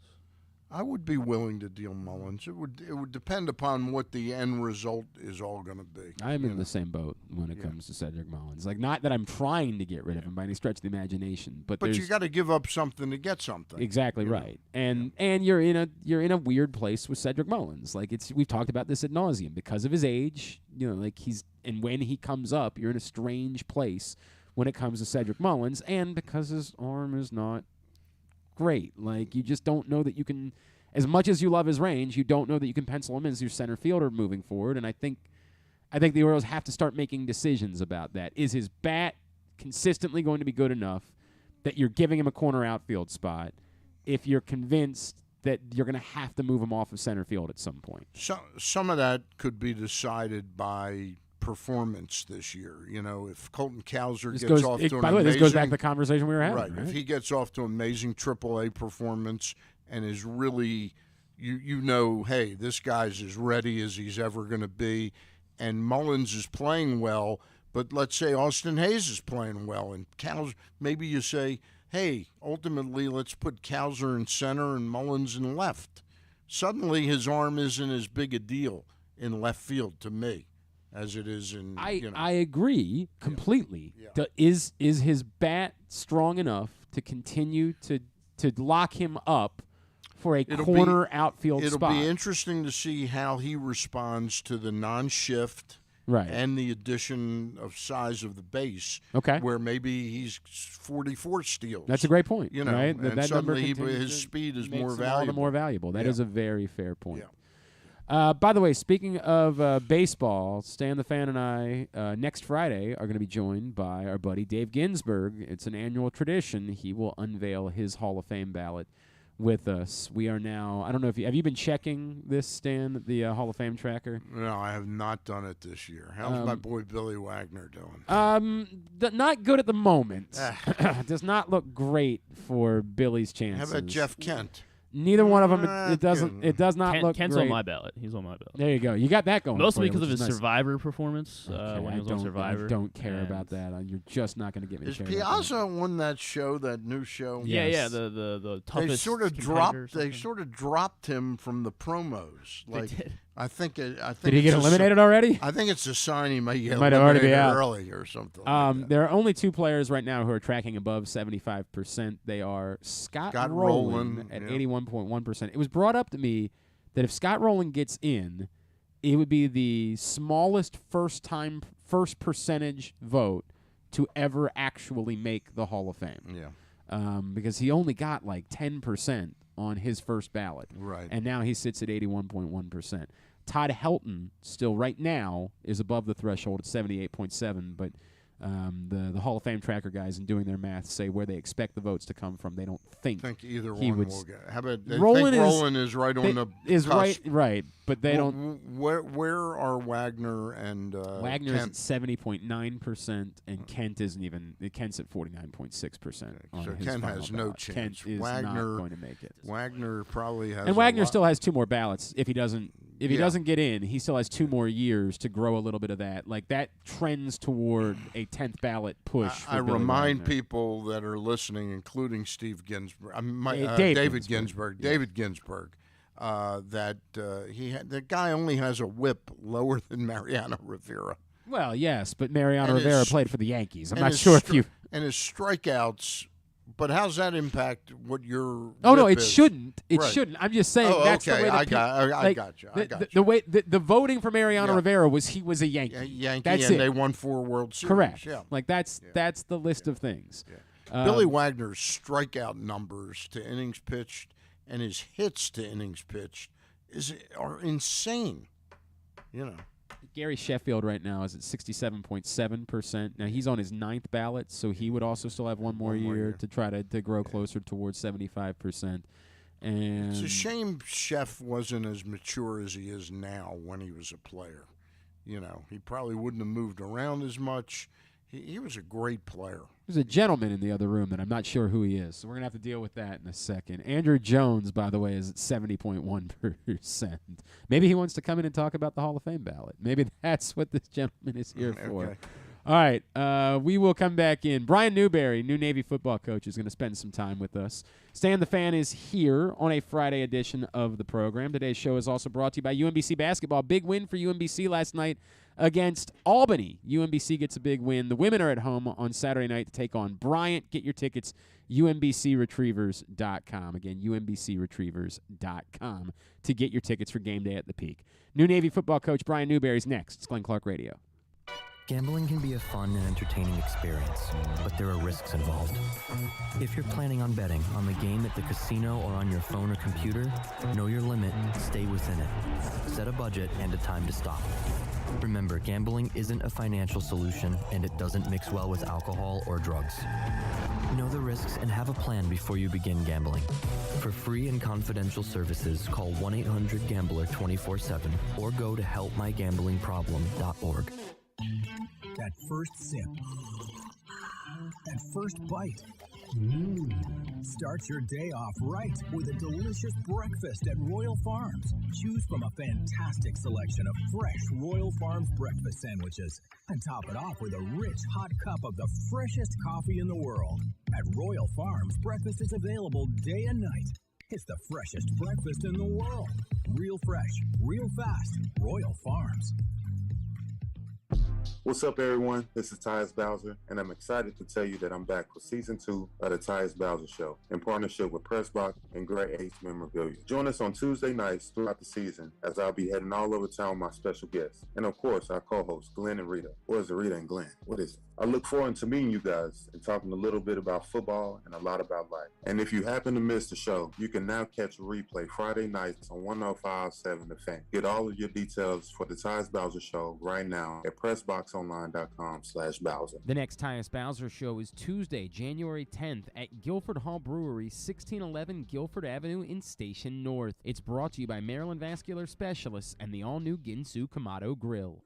Sports betting has come to Maryland, and we're ready to help you win some money. Tune in for Simply the Bets every Tuesday morning at 11:40. FanDuel Sportsbook GM Leon Twyman and VSiN's Aaron Oster join the guys every week to give you all of the info you need and offer you a few winners. And every other Thursday at 11:40, tune in for Weekend at Bookies as Andrew Stecca and Alloy Sports' Brad Kronthal help make you some money for the weekend. So come win some money with us on Simply the Bets every Tuesday and Weekend at Bookies every other Thursday. Brought to you by the FanDuel Sportsbook at Live Casino and Hotel Maryland. Listen at PressBoxOnline.com/radio. Watch at YouTube.com/PressBoxOnline. The weather outside is really unpleasant, so it's time to warm up with some comfort classics this winter at your neighborhood Glory Days Grill. Try the Twisted Ribs and Wings combo. It's 2 full pounds of meat, the mac and cheese bites, Mr. Richards meatloaf, the citrus salmon, the winter spinach salad, and for dessert, here's internet radio personality Griffin Bass to tell you about the bourbon butter cake.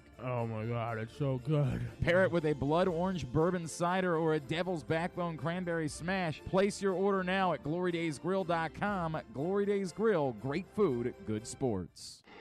Check out Jeremy Kahn's daily picks at PressBoxOnline.com as he tries to find you daily winners. And speaking of winners, here's a man who once won a media curling contest. And I don't think anything else. He's Glenn Clark.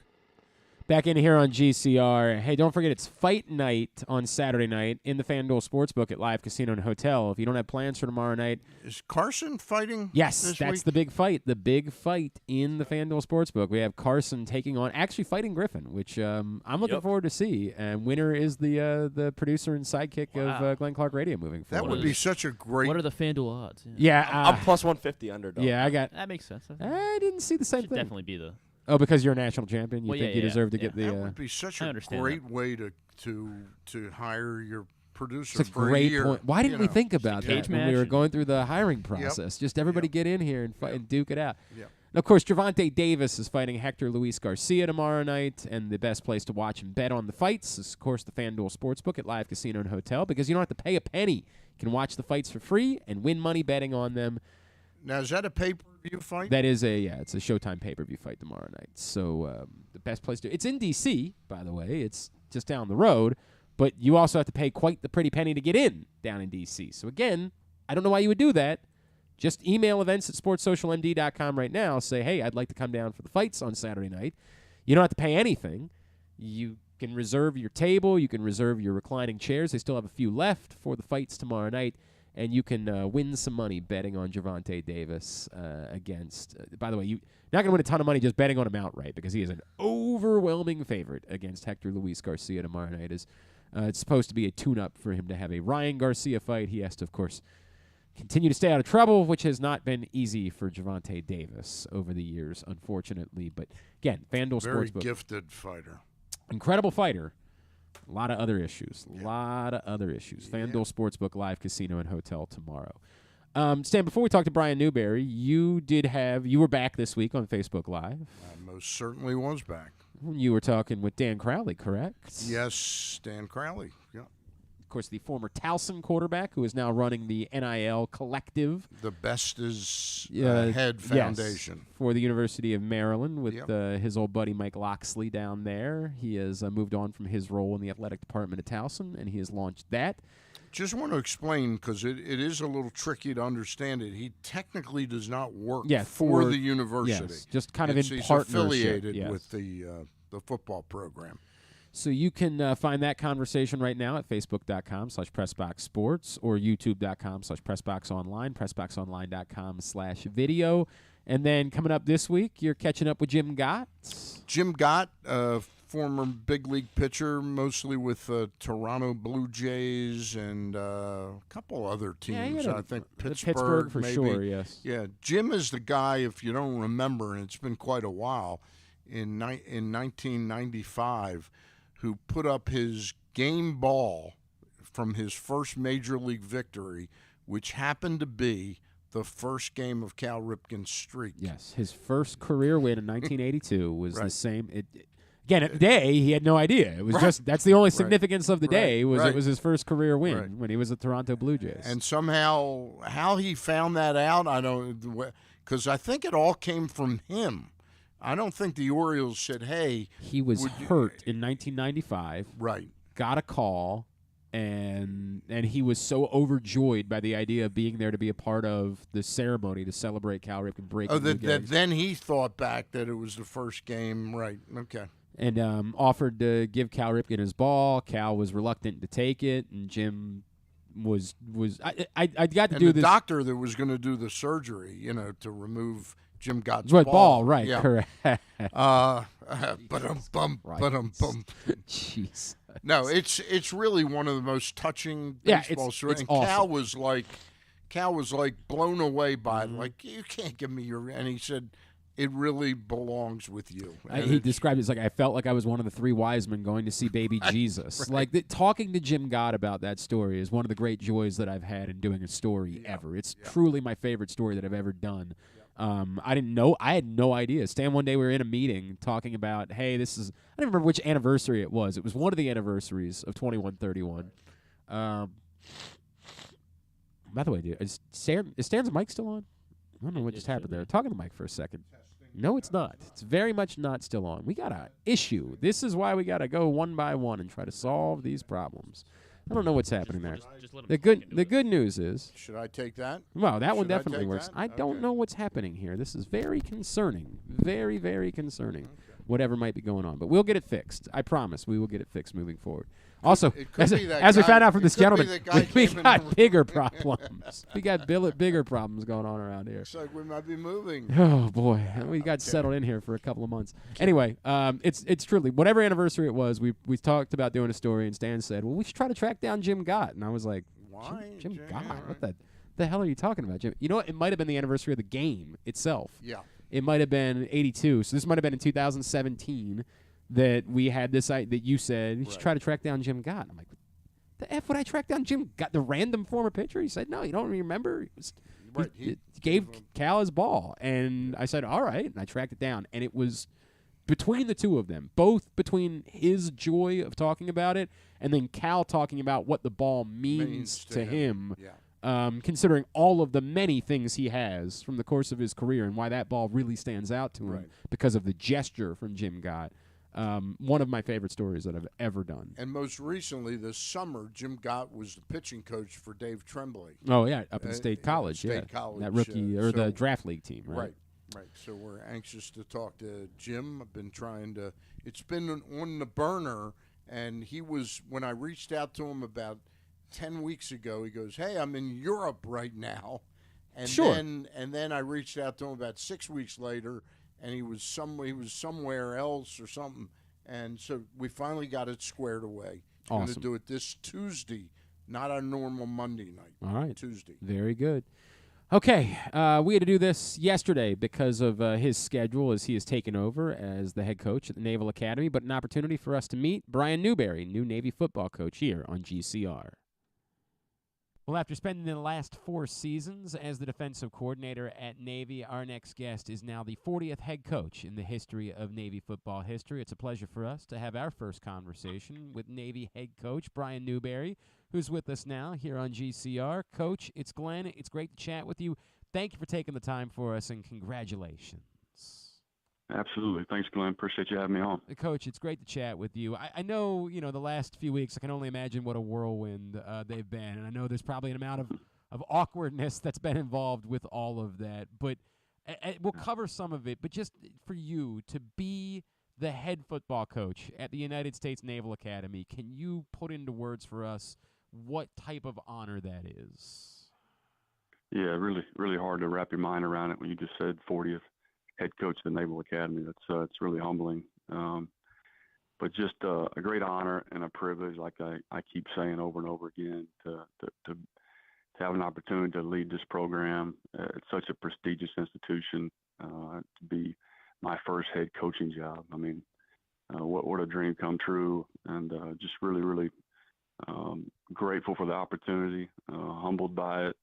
It's a great responsibility that I take great pride in, and excited about the future. Excited to lead this program, and just it has been a whirlwind, like you said earlier. Yeah. But it's been great too. A lot of tough things, a lot to wrap your mind around in a short amount of time. But navigating through it, but it's all been very positive. Obviously, you've been coaching for a long time, and you've been in Annapolis coaching for a little while, but we just haven't had the opportunity to catch up and chat, you and I. I was just wondering if you could tell us a little bit about, your path to getting into coaching from your days playing at Baylor. Like, when did you know this is what you wanted to do? And as you were grinding away, were there ever times where you're like, man, I don't know if this is really worth it? Yeah, that's a great question. It's I didn't grow up the son of a football coach. Loved playing sports as a young person and throughout high school, and I got to college, I really didn't know exactly what I wanted to do, and I kind of didn't declare a major until really late. Had a lot of great high school coaches that really had a big influence on me, and so I went in the direction of getting a degree in education. Thought I might coach and teach in high school. After I did my student teaching, I realized that maybe that wasn't for me to be in the classroom all day. And then at that point, I still didn't know even if I wanted to coach. Wasn't sure what I wanted to do. A lot of people don't know this, but I took a year off after I graduated from Baylor. Went out to Montana and was a tour guide in National Park out there trying to get away and trying to figure out what I wanted to do. And that was a great time of reflection for me.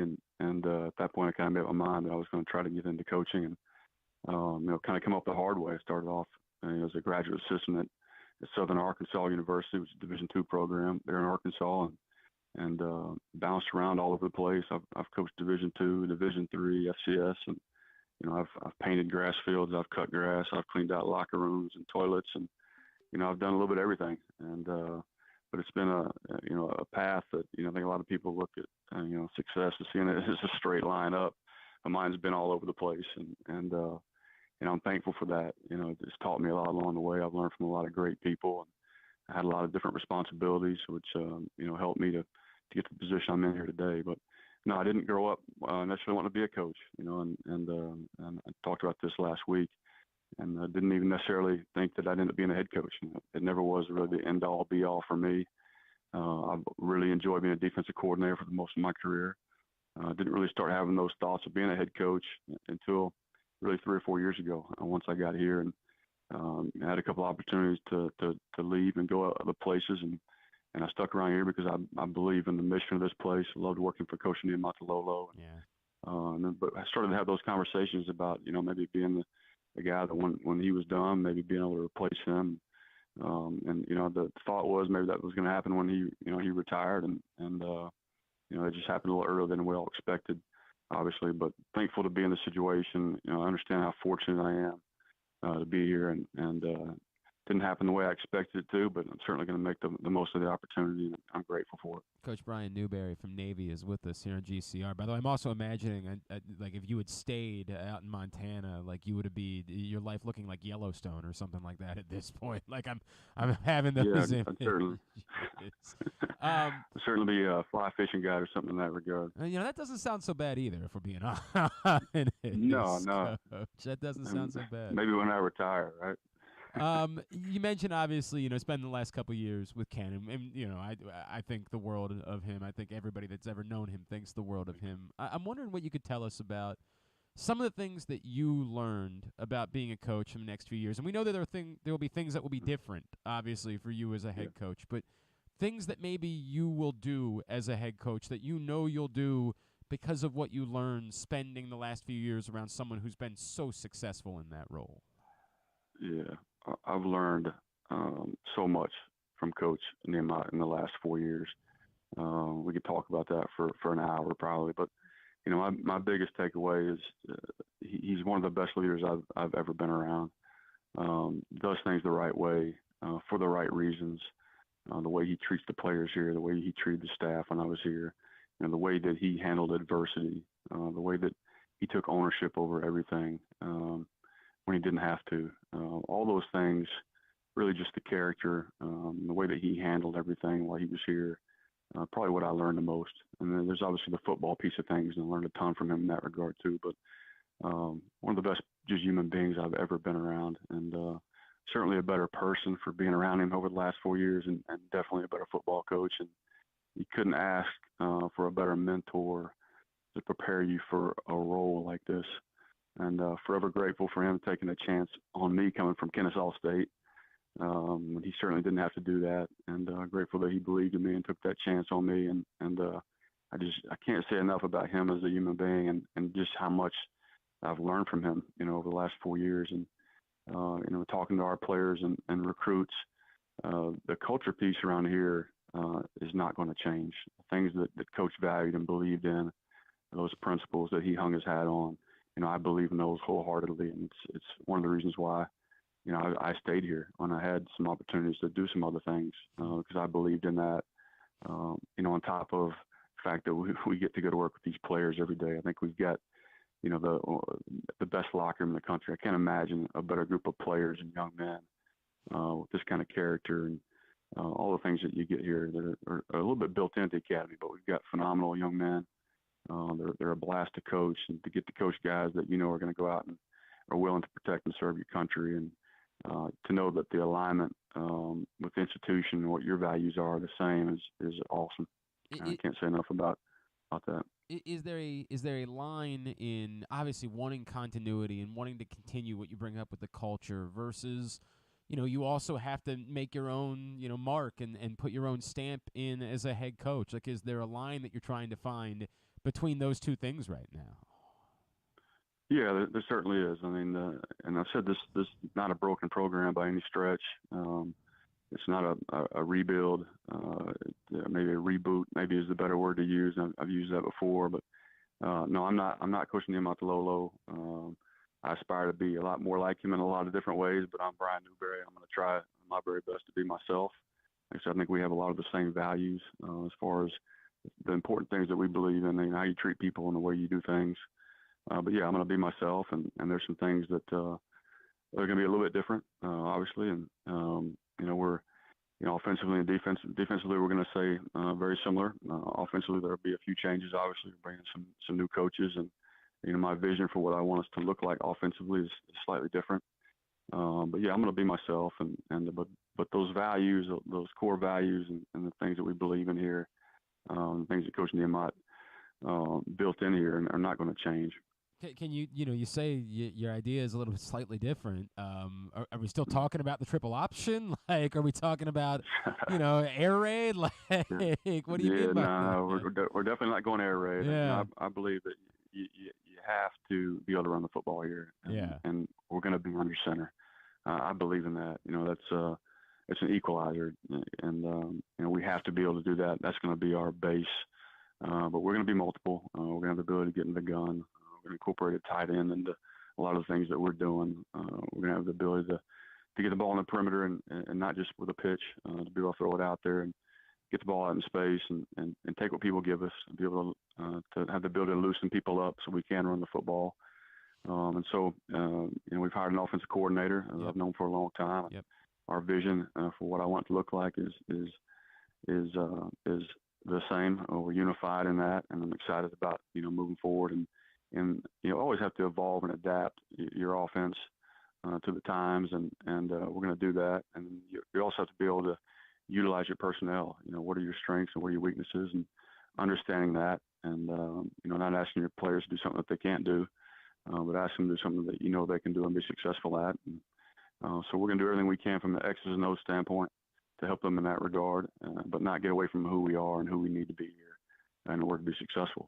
We have to have a niche on offense. We have to be difficult to prepare for. It's the same thing on defense and special teams. And so, my vision for us is to be a nightmare to prepare for in all three phases.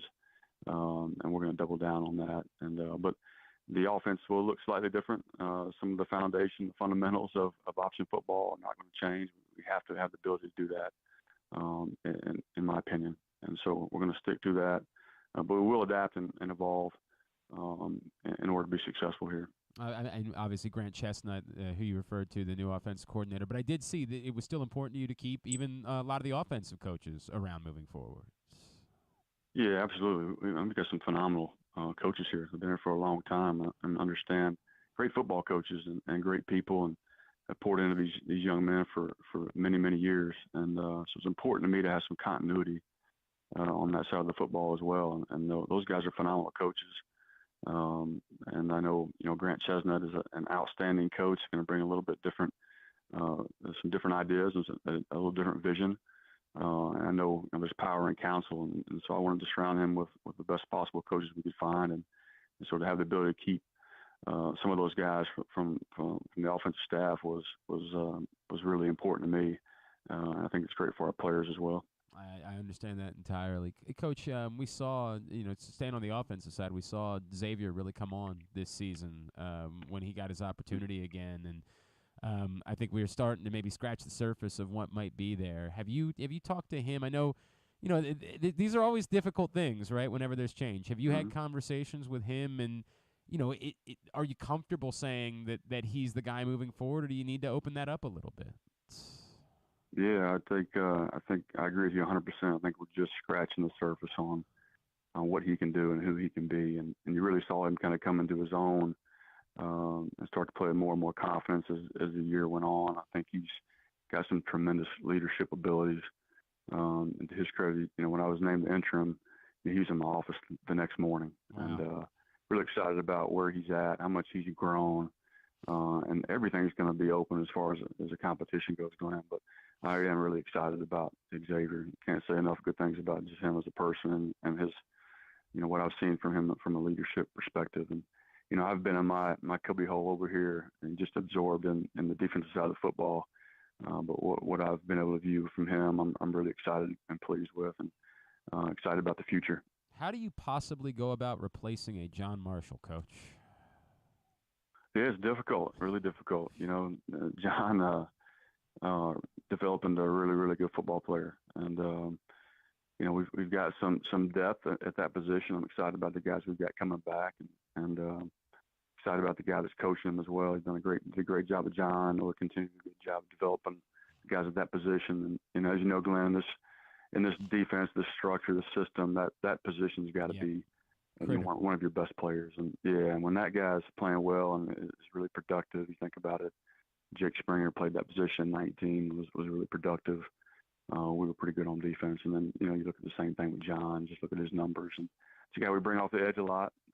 He's out to the field in space and has to make a lot of plays out there. And we ask that guy to do a lot. And he's got to be a smart player. He's got to be a savvy player.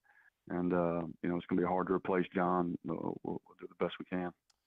Coach, just another couple minutes here. Brian Newberry, new football coach at the Naval, new head coach at the Naval Academy. Let me make that abundantly clear.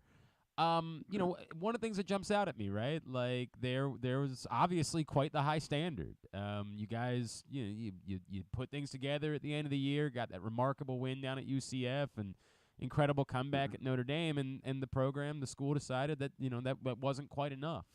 How important is that to you, kind of being aware of, look, the expectations here are not, hey, we're an academy, so, it's okay if we just win every now and then. Like, how much do you own clearly the expectations are extraordinarily high of where this program is supposed to be? Yeah, no question. It's going to remain very, very high. And I think the games that you mentioned, our kids know that we're really close. And we did that with a really young football team, with 17 starters coming back. And so I think there's a lot of confidence on this football team right now. And we've got to continue to get better, obviously, on both sides of the football, and we will. But the nucleus is there, and it's really strong. And so I couldn't be more excited about this football team right now, and just the potential moving forward. Excited to get going here in the off season. Excited to get into spring ball, and so. I think our players should have a good amount of confidence right now. Obviously disappointing loss there at Army. Could have easily gone the other way. And so, but proud of this group, proud of the way they ended the year, proud of the way they kept fighting. I think that speaks a lot to the character of our football team and the resilience. And we got a great group, like I keep saying. And so, and I really, really couldn't be more excited. But, our expectation is really high here, and it'll continue to be that way. And, like I said, it's not a rebuild, it's a little bit of a reboot. We just got to do some things a little bit better, and we will. And really, really fired up about that and excited to get started in this offseason. All right, just so we get to know more about you, give me one name, one person, besides, of course, Ken, who you spoke so glowingly of, that maybe you would say probably most responsible for the reason why you're in this position today, now the head coach of the Naval Academy. Oh, man, there's too many to single out. One, I feel like I'd be doing an injustice to some others if I did that. But it's really, because I've been in a lot of different places and had a lot of different responsibilities, and I've learned so much from so many different people.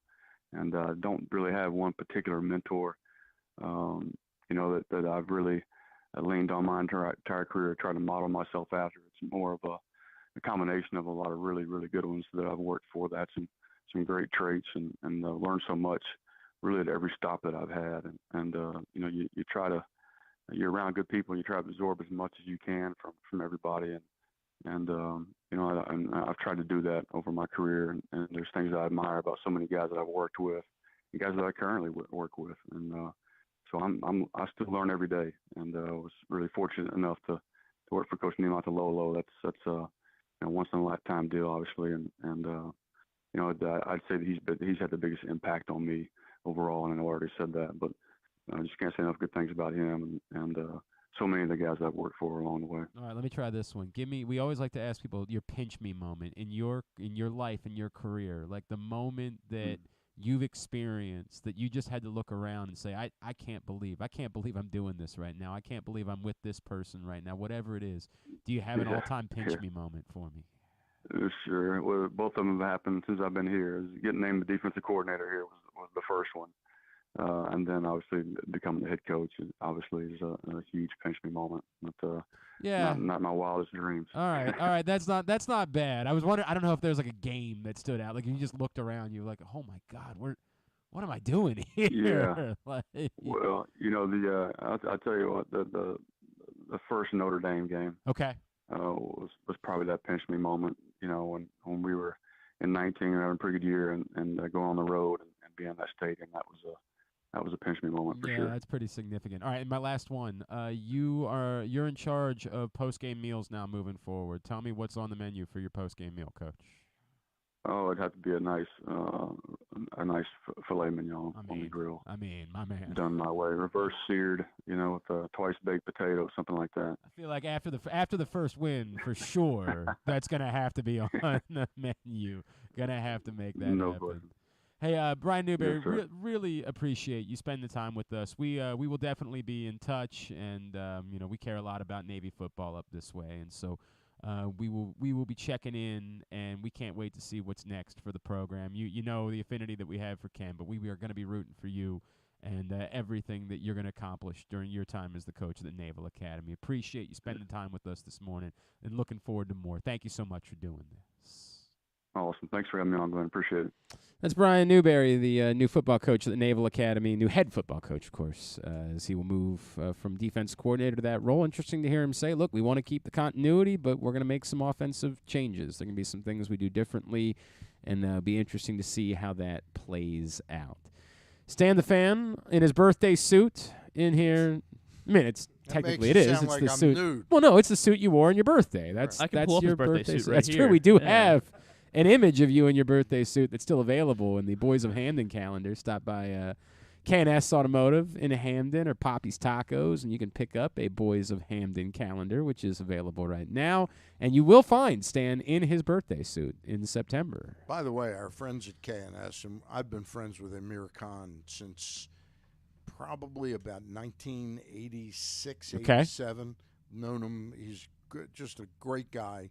And the company's great. If you need your car repaired, and I'm taking my car in to repair one of the dumbest things I ever did in my life. Where I backed into a handrail in my own house. You mean you're not supposed to do that? No. I don't understand. I'm just keeping my fingers crossed they can keep it. They explained to me if this fiberglass piece can be glued, it's going to be like $500. If it can't, it's going to be like $2,500. Oh, good. So good. I might start a GoFundMe for page, Stan. Yeah. But they do great body work too. Excellent. Yeah, and foreign car repairs. They're par excellence. And you can get your Boys of Hamden calendar while you're there supporting the Hamden Family Center. Hey, before we get our final break in, Stan, we have not talked at all about the Maryland game from last night because what in the world would we talk about? No. Did we have to? I jokingly said, boy, Maryland's getting off to a slow start offensively. That's weird. They almost never do that. Yeah. Yeah.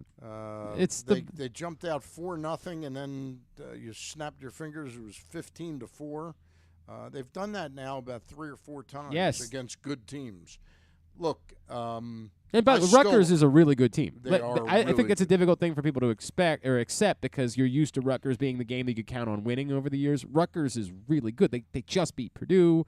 Purdue almost lost again last night to Ohio State. They just survived in the end. Well, I mean, it's just hard to imagine that 3 weeks ago Maryland had moved up in like 13th in the country. Yeah. I never kind of bought that, but this is a team that did beat a tough Illinois team.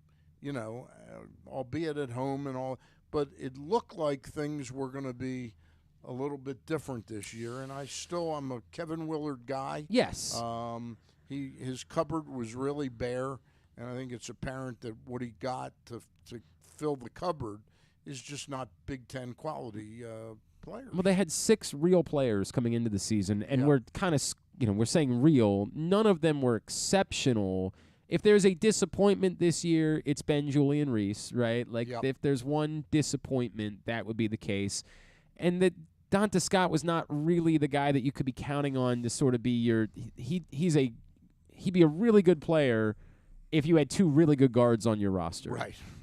He would be a great player to have. He's just not that guy. Julian Reese has got to decide, look, I understand why Kevin Willard fought like heck to keep him. Right. Because he's talented, but man. Well, if they don't have him, they have nothing inside. Right. But why has that guy not really gone out and hired a trainer and really worked on getting bigger and stronger? This goes to the eternal. Does Julian Reese believe that he should be a 3-4 and is being forced to play the 5 because there's not another option? It's a mess. It's a mess. By the way, the other thing about last night, Cam Spencer, for you guys that didn't Cam Spencer, completely legit. Cam Spencer, 100%, very much a Big Ten caliber player, much like his brother proved to be. Not quite maybe at the level of his brother. That final year at Northwestern was unbelievable. But Cam Spencer is legit, man. Yeah. So now you look around the Big Ten and you go, who can we beat? Nebraska, maybe. Northwestern. Yeah, right. That's the problem. Yeah. It was brought up by Seth Greenberg, and we had him on earlier in the week, that they should be a better team at home. I know that everybody that went and watched the UCLA game is going to say, really? Yeah. But I get the point that he's attempting to make. When they're at home, they have the ability to be competitive at home. I'm starting to. I never thought, obviously, they were a top 15 team in the country. I thought that was absurd. No, I thought it was too. I thought they were like 25 to 30. But I did think at that point the expectation could be recalibrated. They could be an NCAA tournament team, and that I'm starting to. That's not. That ain't happening. Yeah, I'm starting to feel the same way. The only criticism that I'll give Kevin at all is I think they have to make a transition now. This team. Not Kevin's overall offensive philosophy. Right. They've got to try and shoot some more 2-point shots. Yes, they are settling for threes. They are a horrible 3-point shooting team. Well, he'll tell you that they're better than that. Like, he'll tell you that they make shots in practice, that, they can be a better 3-point shooting team. And you see it in moments with Don Carey, for example, but then you see it for stretches where it's an abomination from beyond the arc. I'm with you on that. Elsewhere last night, Towson got a much-needed win. Great news for Griffin, because Griffin had him in his big parlay this week to win by 1 to 10 points exactly, and they did end up winning by 6. 6, yeah. So 64-58. if you were a -7.5 better. Not good news. Drexel hit a 3 with 3 seconds left. Is it true that Griffin's made like $150,000 so far? Yes, but he's also lost $148,000 in the process. Yeah, maybe closer to 149. Yeah, right. So, but still net positive. Net positive, what we like to say. No, this one would be a big one for him. He had a 12-1 parlay that he put together yesterday. Well, you guys Griffin's got an opportunity. I offered him this morning. Oh, and the postseason. Stan and Tim's I'm in a pigskin bonanza. Stan, I don't know have you ever made a Disney trip before? No. I think of how much money you could win in Stan, this pool. I understand. But Stan, you're talking me. I think I'm in. You're talking me into it. All right. I am. If you knew the costs that I'm about to incur related to this trip to Disney that I'm taking which, by the way, I was to understand was largely paid for. How many games did you do to afford this trip? How many games and shows, none of them. None of them combined would end up getting me anywhere close. Right. This is on me. I was just like, all right. So I was to understand that the park admission was taken care of and that the hotels were taken care of. My mother-in-law, God bless her, very sweet of her, said, I'll take care of those things. You take care of the flights. Right. I said, all right, no problem. So I bought everybody's flights. She got the park admission, the hotel. You need a rental car, right? No, we don't. Well, now we might. So that was one thing. They were like, "Oh, don't worry. There's crazy expensive. There's bus transportation down there." Now I Okay. talked to everybody that says, "Yeah, it's not reliable. Don't count on that. Right. You need to go a different route." Okay, so there's one. 2, none of the food taken care of. So I got to take care of that for a week. 3, PBJs. 100%. 3, in order to actually be able to ride into the rides at Disney, you have to pay more. Getting into the park is only good if you want to wait 5 hours to get on a ride. Oh my God. If you actually want to ride the rides, you have to buy not only the Lightning Lane, but that's only good for the secondary rides. If you want to ride the big ride each day, you have to purchase that separately. Every day. Every day. Oh, and you have to wake up at 7 a.m. in order to do it, or else you're never going to get on the ride. It is a nightmare. What resort are you staying at? Coronado Springs. That's a good one. I'm sure if you say so. I've never been. I guess they're all pretty good. I don't know. It's a nightmare. This do trip. a lot of parades and the fireworks shows. Sure. And then my kids are going to want to fall asleep at 6 o'clock every day. So they're gonna be less tired rides of you it. have to get on, so that you have to pay for. Right? And I already paid for them because I had to you- buy them at 7 in the morning. When are you going? Couple weeks. And Couple who's weeks. doing the show? That might be the week that we end up doing this thing that we got to worry about now. That might be the week. There might be no show that week. As the time might work out. Maybe you could do it live from down there. From down there, and yeah. Get Disney to sponsor it. Live from sure. GCR from the Tower of Terror. God, man, this trip is a nightmare, my friend. I am broker than. I literally after by the way, you also have to read a book. You have to read a book in order to figure out how to go to Disney, and then have a 1-hour conference call with someone in order to prepare you for taking a trip to Disney. Seriously? I'm not kidding, Stan. A 1-hour conference call. You got the Hidden Mickey book? Whatever it is, I got a book. Well, you need the Hidden Mickey's book, too. What is that? So you can find all the Hidden Mickeys. No. All the hidden Mickeys. No. Yes. No. Behind trees. No chance. When you're waiting in those 5-hour line queues. God, I hope they my got, God, I hope my look like kids Mickey one Mouse. day in the future say, that guy took us to Disney when we were all right. He's all right. He's all right. All right, we'll come back in. We'll get a tidbit too, but a wind down for the week. It's Glenn Clark Radio. Come experience Maryland's #1 sportsbook this NFL season at the FanDuel Sportsbook at Live Casino and Hotel, the ultimate place for any sports enthusiast. Take advantage of our 24/7 kiosks, massive video screens, and watch all the action from the best seat in the house. With more money paid out than anyone around, make every moment more at the new FanDuel Sportsbook at Live Casino and Hotel in Hanover, Maryland. Please play responsibly. Gambling problem? Please call 1-800-GAMBLER or visit mdgamblinghelp.org.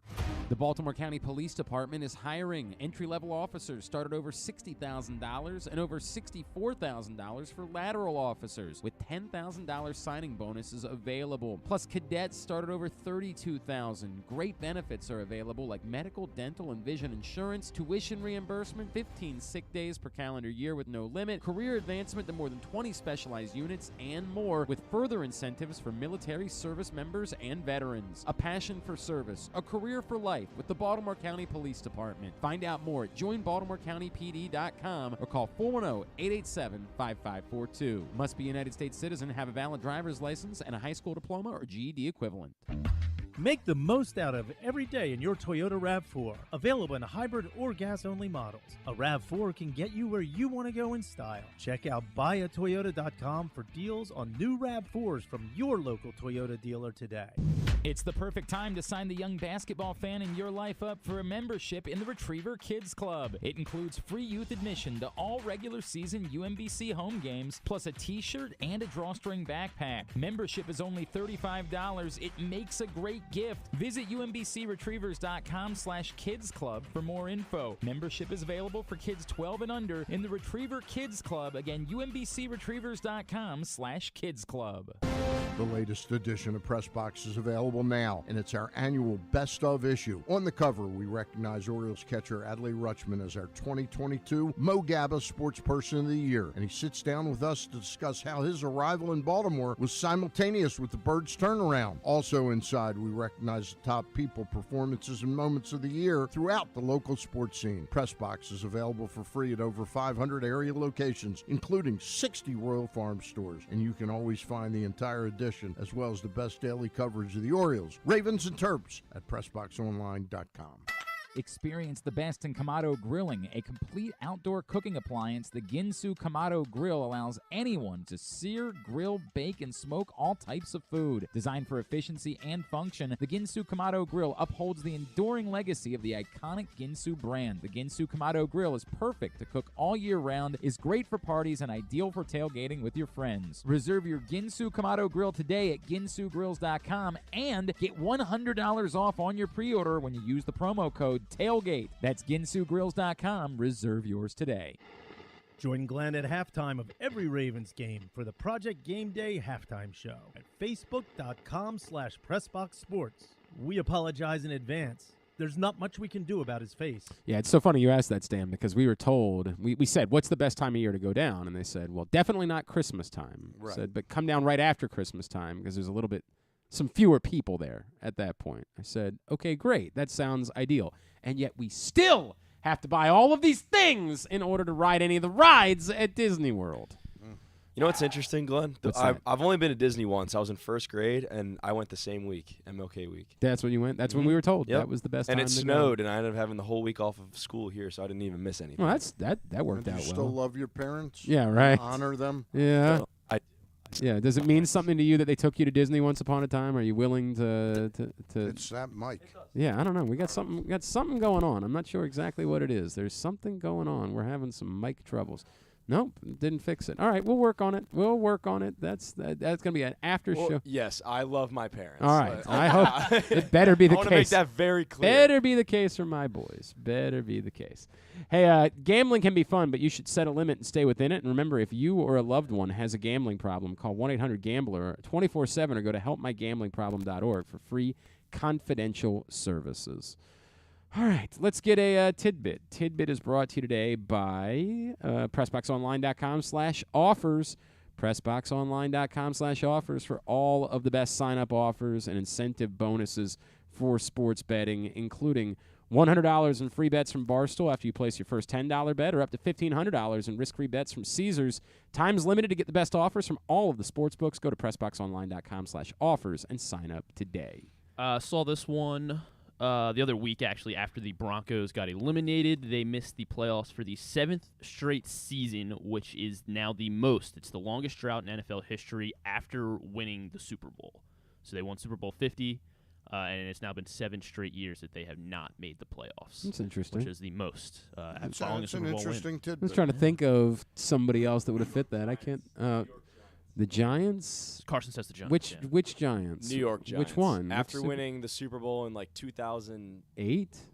But then they turned around and won a couple years later. It's missing the playoffs, so 7 straight years of missing. Right, the I understand playoffs. that. Well, they couldn't have missed the playoffs if they won another Super Bowl. So which one? Well, Could it have been after the second one? After the second one? No, they made it. Because remember they had that boat picture. Oh, that's right, with Odell the Beckham. boat Yeah, picture. That's right. Yeah, And it all went downhill after that. Yeah, that's right. And then also it's Bengals week. Bengals obviously feels like they break the Ravens' hearts a lot in the final week of the season. Yes, it does feel that So way. it got me thinking about Raven killers specifically on the Bengals. So who on the Bengals has scored the most touchdowns against the Ravens? So tell me who has scored the most, and then also tell me the top 7 guys with the most touchdowns on the Cincinnati Bengals. A.J. Green. That would be number 1. A.J. Green, 9 touchdowns. Joe Mixon. Joe Mixon is in the top 7, tied for 6th with 4. I mean, hold up. I'm gonna let you cook if you wanna. You wanna just keep going? I got a few, but I'll let you. How about who was that other receiver? Hushmanzada. Yep, Hushmanzada 3rd, 6 touchdowns. Now I'm spent. There's got to be a tight end. There's got to be a tight end. I've got answers, but I'm willing to just you're cooking. No, that's I'll assume Chad Johnson is probably on the list. Chad Johnson is I'm gonna guess that probably you'll find Corey Dillon on this list. What about Tyler Eifert? That's who I was, Tyler. No. This is very awkward. We gotta this is gonna be a just challenge. take that off the. That's fine. You're fine. You're fine. Corey Dillon and no, they can Eifert share that one. both have 3 touchdowns, not in the top 7. All right. What about Jerome Simpson, the other receiver with Ocho Cinco? Not Jerome Simpson. What about a tight end? But I can't remember a name. No, not another tight end. So then you get into okay, all right. So hang on a second. The question is already, and I don't know if we're at already this Chase. point. No, I was gonna say Higgins because he's been around a little bit longer. Higgins or Boyd. What about Giovanni Bernard? Oh, that's a good Or answer. Ben Jarvis Green Ellis? No, and it's not. Icky Woods. No, I don't think it was Icky. Back. There is another running back, Rudy Johnson. Rudy Johnson does have 4, so he is also on that list. There's another running back that I was thinking. Another running back. Another running back. You're saying? Yeah. So we're missing 2 people at this point. Yes. Yeah. Is one of them a quarterback? One of them is a quarterback. Yeah. So Andy Dalton. Andy Dalton has 5, right behind TJ That's Hushmanzada. a good one, Glenn. Another one is another running back. Yeah. I'm not sure I can name another running back in Bengals history. 2005 to 2012. 2005 to 2012? That's a long time. That was his career. Sorry, with the Bengals, it was 08 to 11. 08 to 11. Bengals running back. And it wasn't. How many touchdowns did he have? 4. 4 against the Ravens. It's not coming to mind. Yeah, I'm not even thinking of another Bengals running back, if I'm being honest with you. I'm trying to think of what a good hint for him would be. All right, I guess. All right, hang on a second. I guess Rudy Johnson, right? I guess. Ocho Cinco. He's a receiver. Who the other running back? Corey Dillon, I guessed. Right, Mixon. We guessed. Bernard, we guessed. Oh, that's right. He passed away. I forgot about this. Yeah, he passed away in the last 3 years. This guy passed away. Yeah. His final fullback? No, it was a running back. He was a running back. Oh, now I feel awful. I know. He made it even worse somehow. Now I feel terrible. Sorry. I don't remember. Went to Texas, running back. It is Cedric Benson. I didn't even know he passed. Cedric Benson passed away. Yeah, in 2019. I didn't know that. I forgot about Cedric Benson. I should have gotten that, but I didn't know he passed away. Now I feel terrible. Cedric God. What did he die of? I know because this completely slipped my mind too. Okay. No, you don't have to. Yeah, right. Yeah, we're not doing well here. Yeah. You should honor Cedric Benson a little bit better. Yeah. Cedric Benson. Motorcycle. Oh God, crash. awful, Yeah. awful, just wretched. Oh, I'm so sorry. Yes. 3 years ago, I know, right? Like, I'm still so sorry. Jesus. All right, well, thanks for that, Griffin. I know, really. Let me see if I got a what a wonderful, uplifting way to end the week. Got a quick hitter here. No, in the tank. No, we don't just leave that alone. I know it's dark humor, so I guess the way you would remember him is if he were killed in a game. Jesus, you would have definitely God. Okay. All right, so hey, Glenn Clark Radio is also brought to you. I'm sure this sponsor will be really happy to be attached to this. Oh, God. PressBoxOnline.com/offers. PressBoxOnline.com/offers. PressBoxOnline.com/offers for all the best offers. Tubular is brought to you by the Tyus Bowser Show, which returns for the final time in the 2022-2023 season. This Tuesday night, we will be at Guilford Hall Brewery, 1611 Guilford Avenue in Station North. Tyus and a special guest will be there starting at 7 o'clock. Hope you will come join us. And if you miss it, you'll be able to hear it throughout the week. And then Friday night on 105.7 The Fan. It's a partnership of PressBox and Great Ace Memorabilia brought to you by Maryland Vascular Specialist, the all-new Ginsu Kamado Grill. We'll see you Tuesday night for the Tyus Bowser Show. Here's what's coming up this weekend, totally tubular-wise. Nothing, as far as big stuff, football throughout the weekend, NFL games tomorrow. Beginning both on ESPN and ABC for the NFL games tomorrow, by the way. I don't know why I didn't list this. This is for some reason not on the home version of Totally Tubular. I will get that fixed immediately. The early game, of course, is Raiders-Chiefs, and then the second game tomorrow night is for the AFC South crown. It's the Titans and the Jaguars are the two games. Again, both ESPN and ABC, 4:30 and 8:15 for those games. Local TV games on Sunday, of course, Ravens-Bengals, 1 o'clock on CBS, Giants-Eagles at 4:25, Fox has Jets-Dolphins at 1 o'clock, and then Cowboys-Commanders at 4:25, of course, Lions-Packers, 8:20 on NBC. Good news for Maryland is that nobody's going to notice them playing on Sunday because they're playing at 1 o'clock against the Ohio State on ESPN. Yeah, it doesn't seem so great. Another quick turnaround for Towson. They're at Stony Brook tomorrow night, 6:30 on Flow Hoops. The Maryland women host Michigan State tomorrow at 1 if you don't have plans in the afternoon. Everything else college basketball-wise, you can go to glennclarkradio.com and find it there. Of course, Gervonta Davis and Hector Luis Garcia tomorrow night, Showtime pay-per-view, but the better place to be would be the FanDuel Sportsbook. And the FCS championship game tomorrow at 2 on ABC. North Dakota State, an underdog against South Dakota State in the title game. I'll take the Bison. Tomorrow. I'll take the Bison. It's hard to pick against them. I understand that. Anything non-sports-wise besides this movie that Stan is going to watch? I'll get Christian to that. Bale movie. Gwyneth Paltrow is going to make her first appearance as a guest shark on Shark Tank tonight. Well, you can't. I don't care. I'm so sorry. I don't Nancy care. Pelosi will be on Kimmel. Okay. Reba McEntire's The Hammer premieres on Lifetime tomorrow night. What is that? She is a hard-ass respected judge in this desert town But why do I in Nevada care? because it's Reba. Okay. Sure. Fine. And then The Pale Blue Eye is the movie that That's Stan the mentioned one. earlier in the break. That's Yes. Stan's. Christian Bale plays a famous detective in 1830 when a cadet in West Point gets murdered. And so Augustus Landor is the name of Christian Bale's character, and he goes up to investigate it. If and you gets say help so. and gets help from another cadet named Edgar Allan Poe. Who, by the way, I did check. Legitimate. Went to West Point, 100%. Went to West Point. So that's here. Take the microphone back. Take that. Yeah, if you don't. This is on Netflix. The actor looks exactly like what you imagine. I am looking forward to that. And I've seen him in something else, but I can't quite pin it down. It starts today on Netflix. People could watch it. They could exit our show. Yes. And watch it right now. Right now. Here, I'm going to say goodbye. So Harry hold Melling. on to that for a second. We can wrap up. Yes, sir. All right. That's it? That's what we need to know? Yep. Very good. Pale Blue Eye. Tubular was also brought to you today by the Ginsu Kamado Grill. Again, use the code TAILGATE at ginsugrills.com. You'll save $100. Stan, happy birthday, my friend. Thank you. Enjoyed hanging out with you. I enjoyed it as well. We will see you again next Friday. You will be on with the boys tomorrow morning on the Bat Around. Try to forget They're about back. that. They're back as well back. tomorrow. I'm back. 10 to noon, talking baseball. Yep. And then, of course, as we mentioned, Jim Gott on Tuesday night with you. And Amir Kiefer from the blackandgold.com. All right. So we will look forward to that next week. Podcast and site. Yeah, It's, website. Yep. Yeah, website. Very- Maryland recruiting for basketball, football, women's, everything. Very good. All right. Thank you to Stan for hanging out with us today. Thanks. Happy birthday, Stan. Yeah, happy birthday. Happy all around. birthday.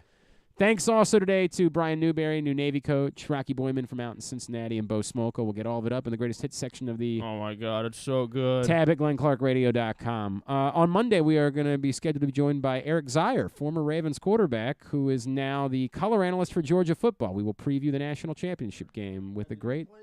He did play at Georgia. He was at Georgia, and now he is their color analyst. Thanks today to everybody at PressBox, all of our great sponsors and partners, including Baltimore County Police Department, Problem Gambling, Glory Days Grill, Royal Farms, Costas Inn, Maryland Jockey Club, Great 8's Memorabilia, the FanDuel Sportsbook at Live Casino and Hotel, Maryland Vascular Specialist, the all-new Ginsu Kamado Grill, UMBC Athletics, your local Toyota dealer, buyatoyota.com. Thanks to Griffin at Griffin_Bass. Thanks to Carson Ware with an I on all social. Follow us, Twitter, Instagram, and TikTok at Glenn Clark Radio. Have a great weekend. Go Ravens. I mean, sure.